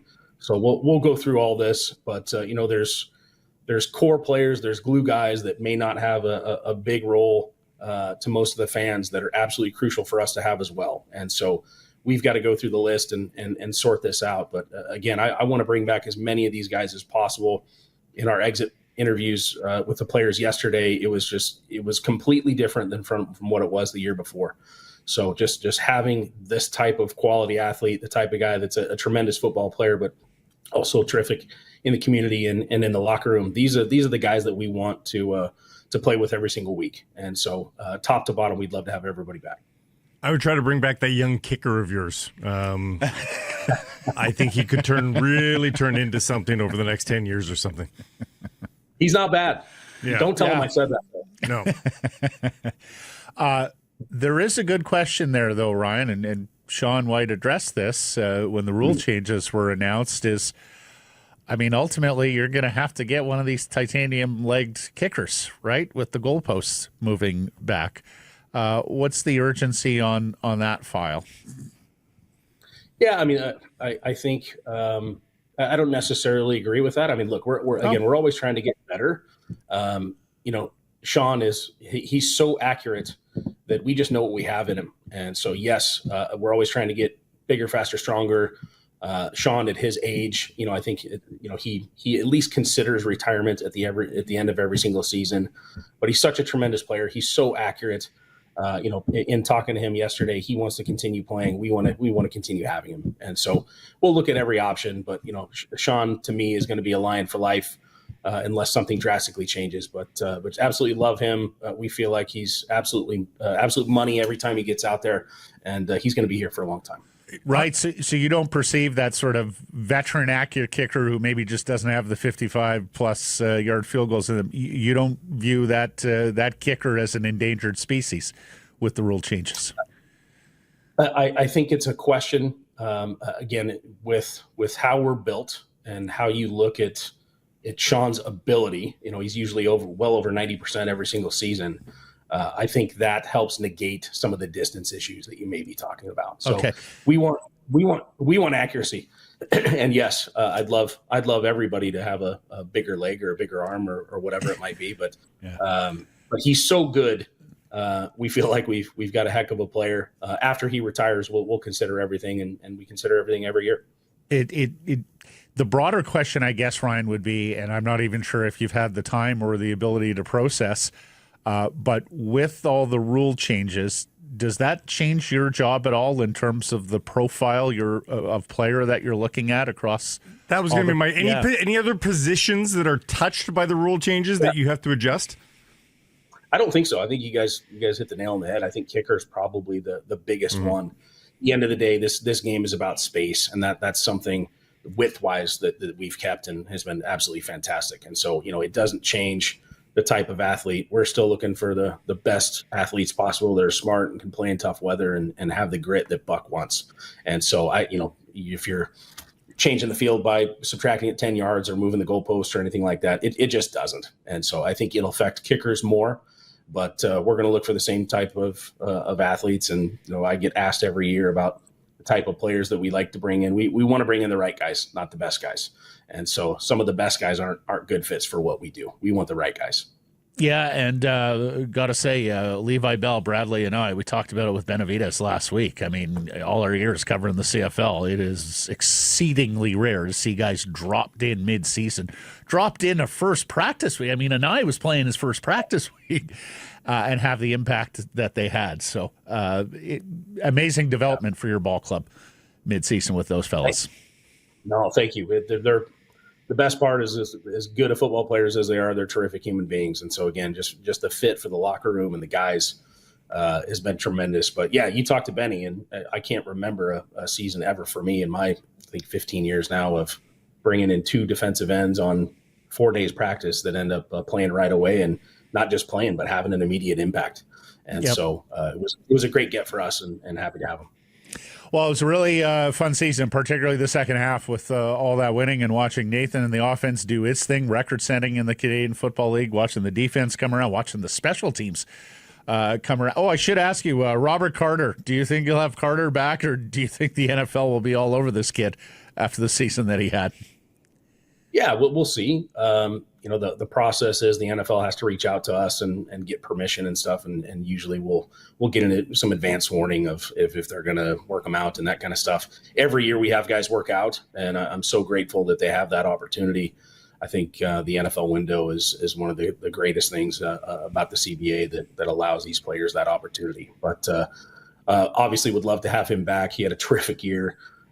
5 picks and the return and everything else. This guy, as big as those splash plays were, I don't know if you guys remember they threw a screen pass his way this last week, and he split 2 defenders and knocked the DB down, or knocked the wide receiver down for a tackle for a loss. So he's a complete football player. Just absolutely can't say enough about the kid, and obviously would love to have him back. So we'll see what's going on with that, but haven't had anybody reach out yet.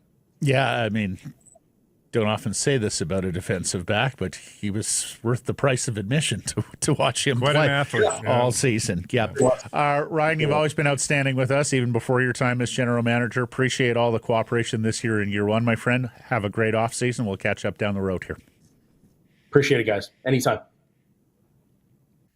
Sekeres and Price from the historic Wall Center in the Pacific Toyota Dealer Studio, built by Arbor Lee. Big game downtown. Make it more than just a night. Make it a memory. Stay steps from the action with the here at the Sheraton Vancouver Wall Center with an exclusive S&P rate.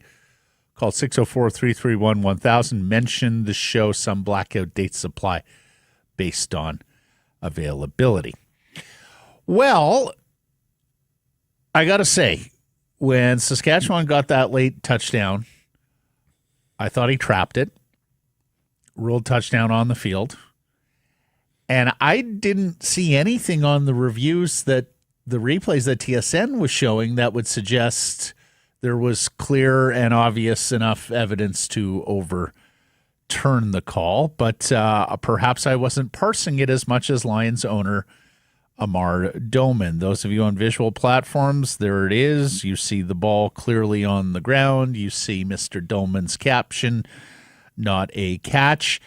Now, Farhan points out here that you can have possession you still. can have possession with the ball touching the ground if you have clear control over it. Now, it does not look like he has clear control. Because his hands are on top of the ball. Exactly. In fact, I'm not sure he's got a single hand on the ball in that second photo. So for people who are wondering what that would look like, if you had your hands on each point and you touch the ground, well, you still got control. That's or okay. the fat of the football and the point touches the ground, but you still have clear control. That doesn't look like it. That's a catch. This certainly doesn't look like that. But I can't say I was outraged in the seconds and minutes thereafter. No, and you know, this is the difference, and this isn't a criticism. It's just reality. You know, a CFL game does not have the 40 cameras that an NFL playoff game does. Yeah. You know, an NFL playoff game covering that, you probably get every angle needed to make the unadulterated, clear, unequivocal answer. CFL just doesn't have that. So, and honestly, that is an exceedingly difficult call for the officials on the field. Yes. You know, when it's that difficult on replay, it is particularly difficult. I don't blame the on-field officials. No, I don't either. No. And honestly, and I think Rigmaiden took the high road here as well.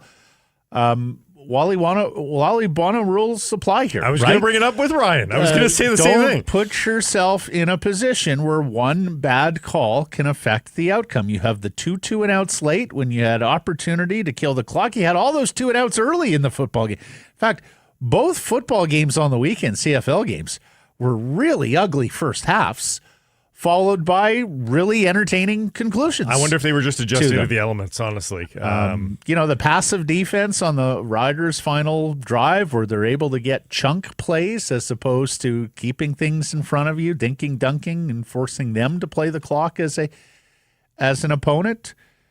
I'm not critiquing... The BC Lions left plays on the field. I'm not critiquing Whitey, but if Sean White makes that early field goal...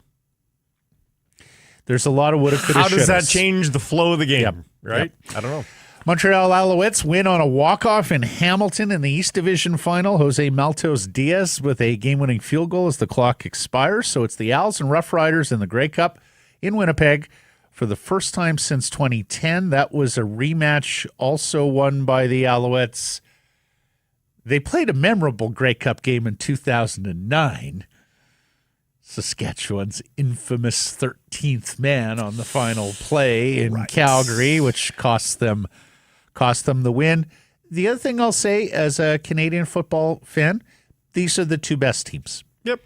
When Davis Alexander was under center, playing quarterback for the Montreal Alouettes, they were the best team in the East. The Saskatchewan Roughriders were the best team in the West, tip to tail. I know Calgary was very good early, but I think you can feel like the two best teams and the two most deserving teams arrived at this Grey Cup championship game. Which brings me to a macro Wally Bono rule for the BC Lions. Like, don't put yourself in a position where losing home field maybe costs you. Like, if the Lions are playing that game at BC Place, the game it's just a very different game. The elements aren't in control. Like, it's just a very different game. I would guess that they win that game. Yeah. Given how close this one was? I almost asked Rigmaiden, but I don't think you can ever sort of construct yourself to play in the cold weather when you're the BC Lions and you know you're going to playing half your games indoors if need be, or most. Because really, like the cold weather, especially with the season moving up, it's only really a thing in the playoffs now, right? Yep. And the fact of the matter is the Lions did have the big hammer running back in Xander Horvat and James Butler. I know he was nicked. You had the ability to play ground control, run the football offense. You have a great quarterback, though, so you don't really want to take the ball out of his hands all that much. You have a terrific They found the passing game as well. No, I mean, honestly, I think I have long been a believer in Ryan Rigmaiden in terms of his ability to recruit talent. I think he's going to get this team there to a level that we remember 20 years ago when it was Wally and Roy Shivers doing the bird dogging of talent, where they were the standard in terms of accumulating good players. Hey, and game of talent inches. in the CFL. I think the Lions did deserve to be in the Grey Cup. So do the Riders. But hey, there's only room for two people. There are two teams. Alas, Lions weren't the only team to get heartbroken in Saskatchewan this weekend.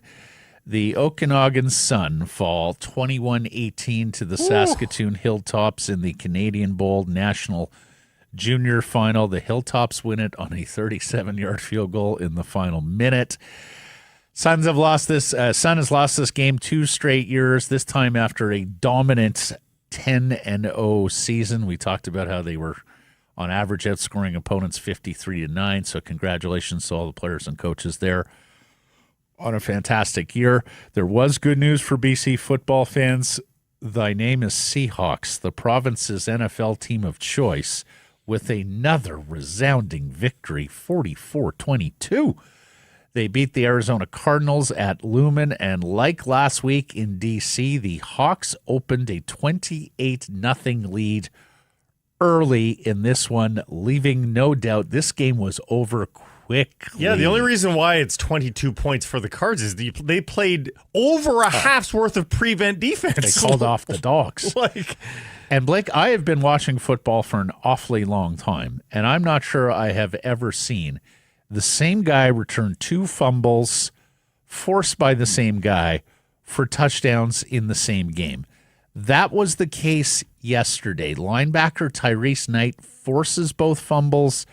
Edge rusher DeMarcus Lawrence returns both of them for scores 34 and 22 yards. In the first half. After the early window in the Bears game, we went out and did some groceries. I checked my phone. I'm like, oh, look at that. They got a defensive touchdown from DeMarcus Lawrence. We finished the groceries. I got back in the car, and I was like, I'm getting another notification of a DeMarcus Lawrence touchdown return. Clearly a glitch. Clearly it's a glitch. It can't be right.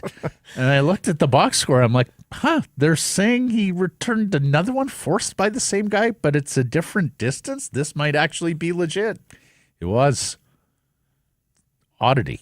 And they got, I think this is the out-of-town scoreboard for the NFC West is a good thing, too, because I was trying to debate who did I want to win the other game, because these were 2 weeks where it's all in division. Mm-hmm. And I think I did settle on what happened to happen, that let's get the 49ers squashed.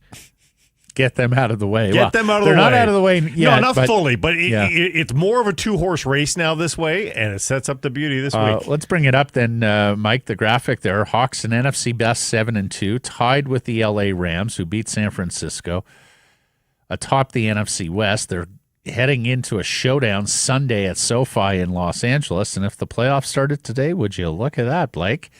Seattle Seahawks would be the NFC's number 1 seed and get the bye over LA. Of course, long way to go here. But it's the biggest game of the NFL weekend. There's a couple of big games coming up this NFL weekend, but none bigger than Seahawks and Rams. Oh. Indianapolis and New England also win yesterday to match Denver at 8-2 atop the AFC. Indianapolis won in overtime in Berlin over the Atlanta Falcons, whereas the New England Patriots just continue to win road games. They go down to Tampa and they beat Baker Mayfield and the Brady Buccaneers. Back? What the hell is going on? Goodness. New England, you were supposed to have a step-up here under Vrabel, not be the best team in the AFC. They're 2 wins ahead of Buffalo, who lost in Miami last. And they're 5-0 on the road, Blake, this year. Of course, Seahawks are 4-0 heading into Vancouver Canucks. Los Take Angeles. note. Rebuild. Well, yeah, but the Canucks went on the road too. They just don't win at home. No, I mean on the macro side, the Patriots are back already. Like it was not that long ago. They gutted their entire team. Mm-hmm. Did they clone anyone? Did Brady help clone anybody for them? He's been doing a lot of that recently. Soccer, where we finally have a start time for that Whitecaps LAFC match on November 22nd. That's still a week from Saturday, everybody. It's 6:30 p.m. at BC Place. The game is nearly sold out, so grab whatever tickets you can. And we have our bracket after the first round of the MLS playoffs complete. The final 8 left standing. It was a crazy Seattle-Minnesota game on the weekend where Minnesota goes down to 10 men and still comes back Almost won it in regulation. Over a half's exactly. worth of the game, playing at 10 men, and they actually had a late lead. They wind up winning it in penalties. Canadian keeper Dane St. Clair there to get past the Sounders. Basically, these are the top 8 teams remaining in Major League Soccer. There was really only one upset there, Blake, and that's on the eastern side of the bracket. If the Caps beat LAFC, they would host Minnesota United or travel to San Diego for the West Final. So needless to say, I think you're rooting for the Loons there against expansion San Diego, who's had a magnificent season, won the West. If they were to win the West, the Whitecaps could only host MLS Cup if NYCFC wins the East. They would travel to Philadelphia, Miami, or Cincinnati. NYCFC, the only quote-unquote upset of that. A reminder, it's December the 6th MLS Cup, so if you are a Whitecaps fan that is going to travel to MLS Cup, we're going to repeat those destinations. Absolutely. Cincinnati, Philadelphia, or Miami. Choose your fighter. Well, there's no choice to be made. There is no choice to be made. I mean, I hear the chili in Cincinnati is fantastic, and I wasn't as big a cheesesteak fan as you were when we were in Philly, but yeah. And of course, if they do happen to win this game, and they do have to, San Diego's lovely at all times. Pretty easy flight. Don Garber, the MLS commissioner, visited on Friday. Blake, you partook in the roundtable, so tell me what you heard. So the gist of that meeting was it is outdoor stadium or bust for the Whitecaps. There is, I asked him straight away, is there any blue sky lease deal with BC Place that would make you think, oh, they can just stay there? And the answer was unequivocally no. So it is new stadium or bust for the Whitecaps, but on the first item on the to-do list is a much more favorable BC Place deal for the next handful of years while the outdoor stadium is being negotiated and built. And that is first and foremost just for obvious reasons, just to get them on making more money. But it's also, of course, for the search for investment and a new owner. They say they are not sellable, even in a piece, until they can show the potential investor this is how much money we make because we only spend this or we get this via our stadium lease deal. So one begets the other. Here are the exact quotes from Don Garber. This is the Canadian Soccer Daily article. Quote, "We have a suboptimal stadium situation and we're trying to fix that. And there's a short-term fix that's very specific. We want a better lease at BC Place, and the club has made a very specific request about that." Now, Garber would go on to point out that BC Place has chosen not to sell naming rights. Now, this goes back several governments. There was a plan afoot as the pandemic struck, and in fact, I think the plan even goes back to Christy Clark's government. There's rumors that there is a sign that has been built and exists somewhere in a warehouse. There's a rumor that there is a Telus Place sign somewhere. So prior to the pandemic, the BC government was looking into selling naming rights of BC Place. Needless to say, the pandemic hit and the government had all sorts of priorities that weren't, should we have a corporate name on BC Place.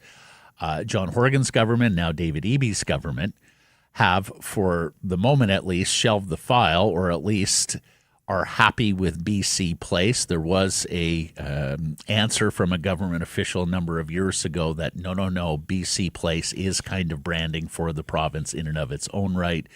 So it's kind of like a commercial name, or at least it's a promotional name for our province, even if it doesn't bring in any revenue.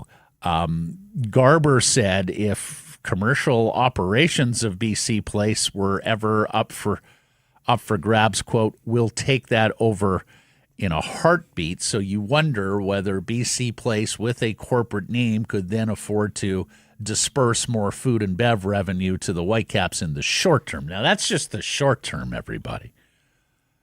In terms of the long term, there was a more ominous answer from Don Garber. On relocation, there is a possibility. That's not the path we want to be on. It's part of what I'm here for. This just requires a different vision and a different way to go about thinking about what a path forward can be. He would continue. The challenge we have, as Blake's alluded to, is that we don't have an economically sustainable business that we can get somebody to invest in. That's the reality of where we are.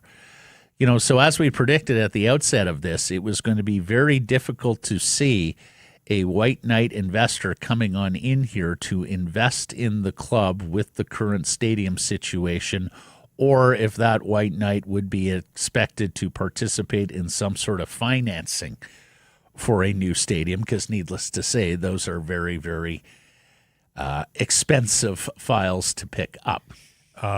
First of all, bullshit on the BC Place thing. Like on the what thing? Like that it is a that BC Place helps is like brand our province as a destination. Or you want to have your cake and eat it too? Scotiabank Field and Nat Bailey Stadium, Rogers Field and Nat Bailey Stadium.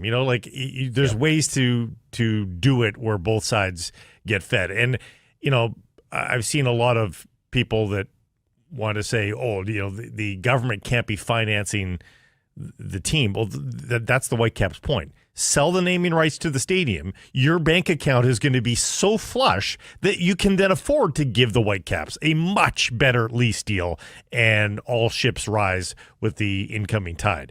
It's that simple. But Blake, the other thing is like, if you're saying that it's got to be an outdoor soccer specific stadium, I mean, you're basically telling BC Place, we want to leave you eventually. And those corporate naming rights, of course, aren't as worth as much as if you're not doing 17 to 20 Whitecaps games in there per year. Not to mention the fact, like, why should we do you a solid here this year if, ultimately you just want to leave us? Anyways, well, it's not imminent though. Again, they're not. No, it's not imminent. But he's basically said if we don't get an outdoor soccer specific venue, then the team's going to leave. But sign a 5-year corporate naming rights, and then it's in lockstep. That's the Band-Aid, though. The long term is still and also very, Matt, very big. You're telling me a billboard in the multiple massive billboards on BC Place Stadium isn't worth something to any whether you're playing soccer games in there or not? For sure, it's worth something. It's not as worth as much if you don't have all the MLS and Whitecaps games.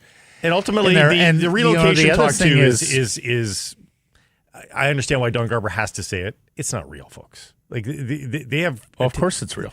No, it's not. They have attendance issues in a few markets as it is. You think they're walking away from a market that has given them multiple 30,000, 50,000 gates? But it's just temporary, Blake. Like when they hit a down cycle, you're not going to get those sorts of crowds. No, but so, you know that it's there. You don't. I wherever you're relocating it to, you're dreaming of maybe it's there. You know it's here. Right. I do not disagree for a second that Vancouver is a better soccer market than Indianapolis or some of the places that you would relocate the team to. I don't disagree with that for a second.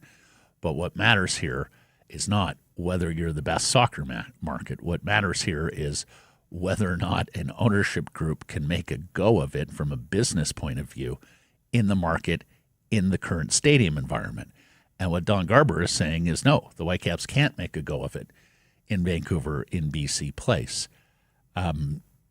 So, from a league point of view, that is a bigger problem than going to a lesser soccer market. Saying, okay, we're going to have to drum up support here in Phoenix or Indianapolis or whatever city you want. We're going to have to build this market up to get to the point of Vancouver. But I think that would be a preferable option to them than we can't make money at all here in Vancouver. It would still be pretty embarrassing to leave. It'd be it would be horribly embarrassing. It would be terribly embarrassing. And I suspect that Don Garber will say, in November 2025, I went to BC and to Vancouver, and I tried to drum up support, and it just wasn't there. And so ultimately, we had to move the team. By the way, he said the PNE is pretty much it. He said, there's just not a lot of other options. Right. It's PNE or bust for the most part. And if the Lions and Whitecaps had aligned interest on a stadium, then I could see something happening. They spoke glowingly about the Lions in this meeting. They said, absolutely, we're willing to play ball with the BC Lions. So So Amar Doman told us last week, they're looking for something in the 30 to 35 range. Whitecaps FC obviously don't need the 17 number is much. bullshit too. There's no chance that's I real. mean, you wonder if they can get together on a stadium that could, swell and exactly. Yeah. That But I keep hearing this 17K. There's no chance the Whitecaps are looking to build a stadium No, they want with more than 17K. 17. I don't know why this got reported though. There's no chance. And even the teams that had the 17,000 seat stadiums in MLS all admit it was a mistake and that this should have been bigger. Yeah. So there's no chance. Well, I mean, they've done 26 for every Thomas Muller game. Yeah. Not that Thomas Muller is going to be a 22 is sort of the sweet spot. You can bank on. I think 22 is the sweet spot with the ability to build out if you need be. Back on the pitch, quite a weekend for the beautiful game in the not so beautiful Canadian weather. And we'll talk about MLS going to a fall-spring schedule in a moment. But an incredible scene from our nation's capital and the CPL final between Atletico Ottawa and Cavalry FC of Calgary. For those of you on visual mediums, look at this. It's not only a snow globe game, it's ankle-deep snow. They had to shovel off the lines. Good thing they're playing with an orange ball there. Thing could get lost. Ottawa ties the game on what they're calling the icicle kick. Look at this thing from Rodriguez. It's a bicycle kick, but So look how deep the snow is there. That's during regulation time. Right. They took 40 minutes to plow the pitch after it ended in a tie. That got it to cleat depth rather than ankle depth. Exactly. David Rodriguez, the hero, scores again to give Ottawa its first. Another good one too. Yeah, North Star Cup victory. Similar conditions in Hamilton, where UBC's women's team had its 42-match undefeated winning streak, and 2-1 to the University of Montreal in the national championship game. T-Birds were going for a third straight natty. The game start was delayed by 2.5 hours as more than 10 centimeters of snow fell on the pitch in Hamilton. It is the most snow that city has gotten on November 9th in 56 years. I mean, it does get snowy back east at this time of year, but that was Snow flies, a little irregular. And you'll get a couple centis, but to get a foot of snow in places, that was a bit much. Unbelievable. So, I mean, it's pretty much a fait accompli, right? MLS is going to this. Yeah, I think it's. I mean, I just don't get it. I realize it works for Europe. Europe's in a more temperate. I'm just thinking here: Toronto, Montreal, New England, Philadelphia, New York, 2 teams, Minnesota. Blake, you're in an awful lot of markets where you can get this sort of weather through November, December, January, February. So 2 things to remember. There is already a 2-week window in November and a 2-week window in January. They're international windows. So you got 4 weeks free anyhow. Of the 4 months. So you still have to account for the 3 other November, months. December, January, they already start playing in February. So they play end of February. But they're doing exhibition games and stuff in the middle of February. And they're playing CONCACAF. Exhibition. And they're playing CONCACAF Champions League. So you're already playing February. So you're just talking about 3 months. And 4 weeks of those 3 months, and then you got a Christmas break. So 6 weeks of those 3 months are already blanked off. So, Yeah. I mean, I think each cold weather market might have to play 1 home game. Oh, I think you got to play more than that. No, because you just go on the road. You just make So they're going to tell Montreal you're playing your first 5 or 6 on the road, or Montreal already does that. One. Montreal so already you're gonna does do that across the number of markets. You're not going to run out of. I don't think so. Warm weather You've only got spots 6 and weeks. stadiums. So you got 6 games. Anyways, I don't like it. The other thing I'll say is, if I'm the Lions, please move to that schedule. We'll, that way There's still overlap, but yeah. Well, but when the kids are out of school, you want to take them out for a game in the summertime. They'll be the only, them and the Vancouver Canadians will be the options. Well, they'll start first week of August. So, but July, yeah. Vancouver Rise FC salvaged the weekend for BC Soccer. They beat Ottawa in a 6th round of penalties, staving off elimination in the 5th round, where Ottawa had 2 chances to win this game. 2 massive saves from keeper Morgan McAslin after Vancouver misses its first penalty. The Rise will face Toronto in Toronto Saturday for the Northern Super League title. Let's hope the weather improves. Weather cooperates. Baseball, where Guardians pitchers Emmanuel Clase and Luis Ortiz are indicted for rigging pitches. They face up to 65 years in prison on bribery and wire fraud charges. Federal authorities allege they took $5,000 and $7,000 bribes for throwing intentional balls. Clase, apparently the ringleader who recruited Ortiz into the scheme, and apparently on his cell phone during games to figure all of this out. I mean, this was the best. Thousands of dollars. This was the best closer in baseball at one point, Emmanuel Ortiz. Luis Ortiz was actually an acquisition from the Guardians. This after they traded Andres Jimenez to the Blue Jays. They got prospect Spencer Horwitz. They sent him to Pittsburgh immediately for Ortiz. Think they'd like Horwitz back. Needless to say, I don't think you're going to be seeing these guys in a Major League Baseball park anytime. Although I got to say, 65 years for this seems a little harsh. I mean, that's the max sentence if they get convicted on every charge, but 65 years for intentional balls. But it is weird. It's a weird sentence, but at the same time, there's a multitude of this is for thousands of dollars crimes here. This is for thousands. But they make millions. No, I know, but that makes you wonder how deep is this just what they know about? And is this just what they know about? Is it deeper than this? And sad news from the world of hoops, where Seattle and Toronto basketball icon Lenny Wilkens has passed away at the age of 88. He was a player, coach, and a player coach with the Seattle Supersonics franchise.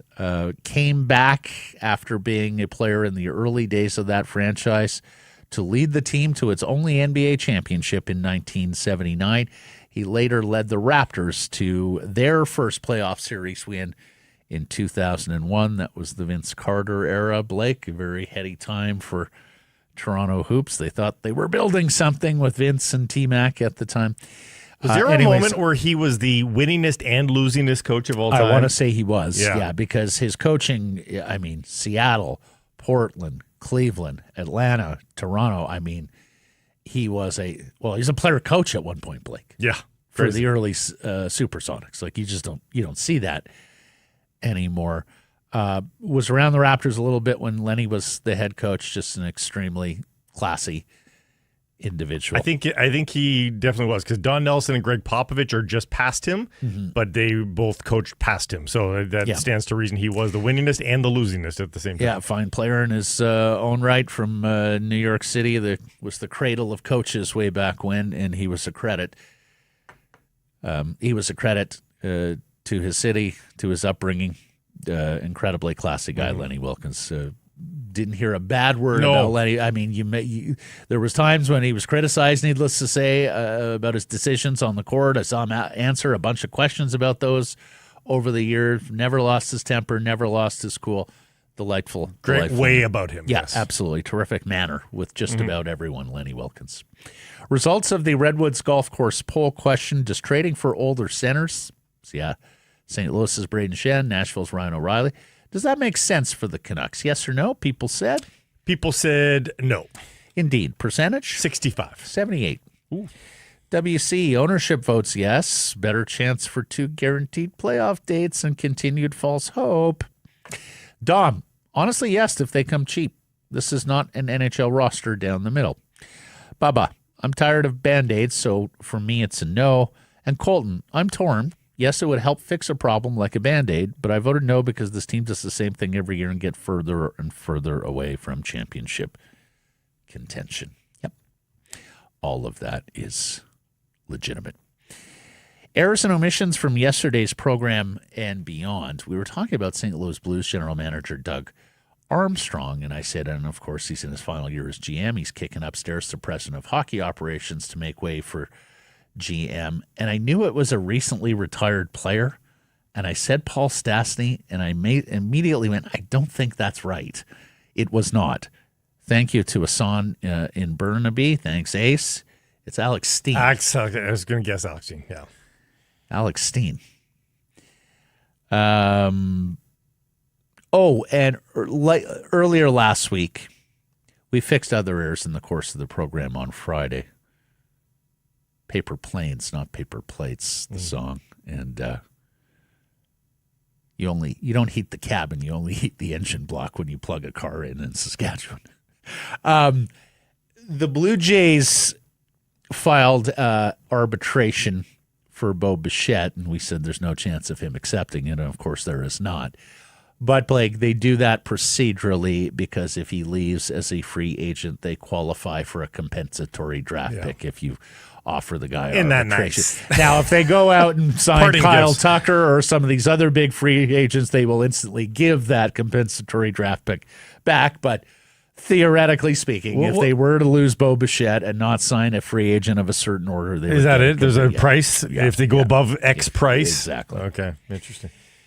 That's it for me. Anything to No, self-report? nothing else Anything I from see. the inbox? Thanks for joining us, everybody. Appreciate you spending some time connecting with the program. Please do subscribe to all our assorted channels, YouTube, and wherever you get your podcasts. Follow on social, extensive Facebook, TikTok, YouTube, Blue Sky, live on many of those platforms, noon Pacific time, weekdays. We will be going earlier tomorrow on the Remembrance Day holiday. Yes, we will have a show tomorrow, and we will certainly be going earlier on Friday as well with a 4 p.m. start for the Canucks in Carolina. Other than that, appreciate your ear. Please do support the community sponsors you hear us talking about and keep it local.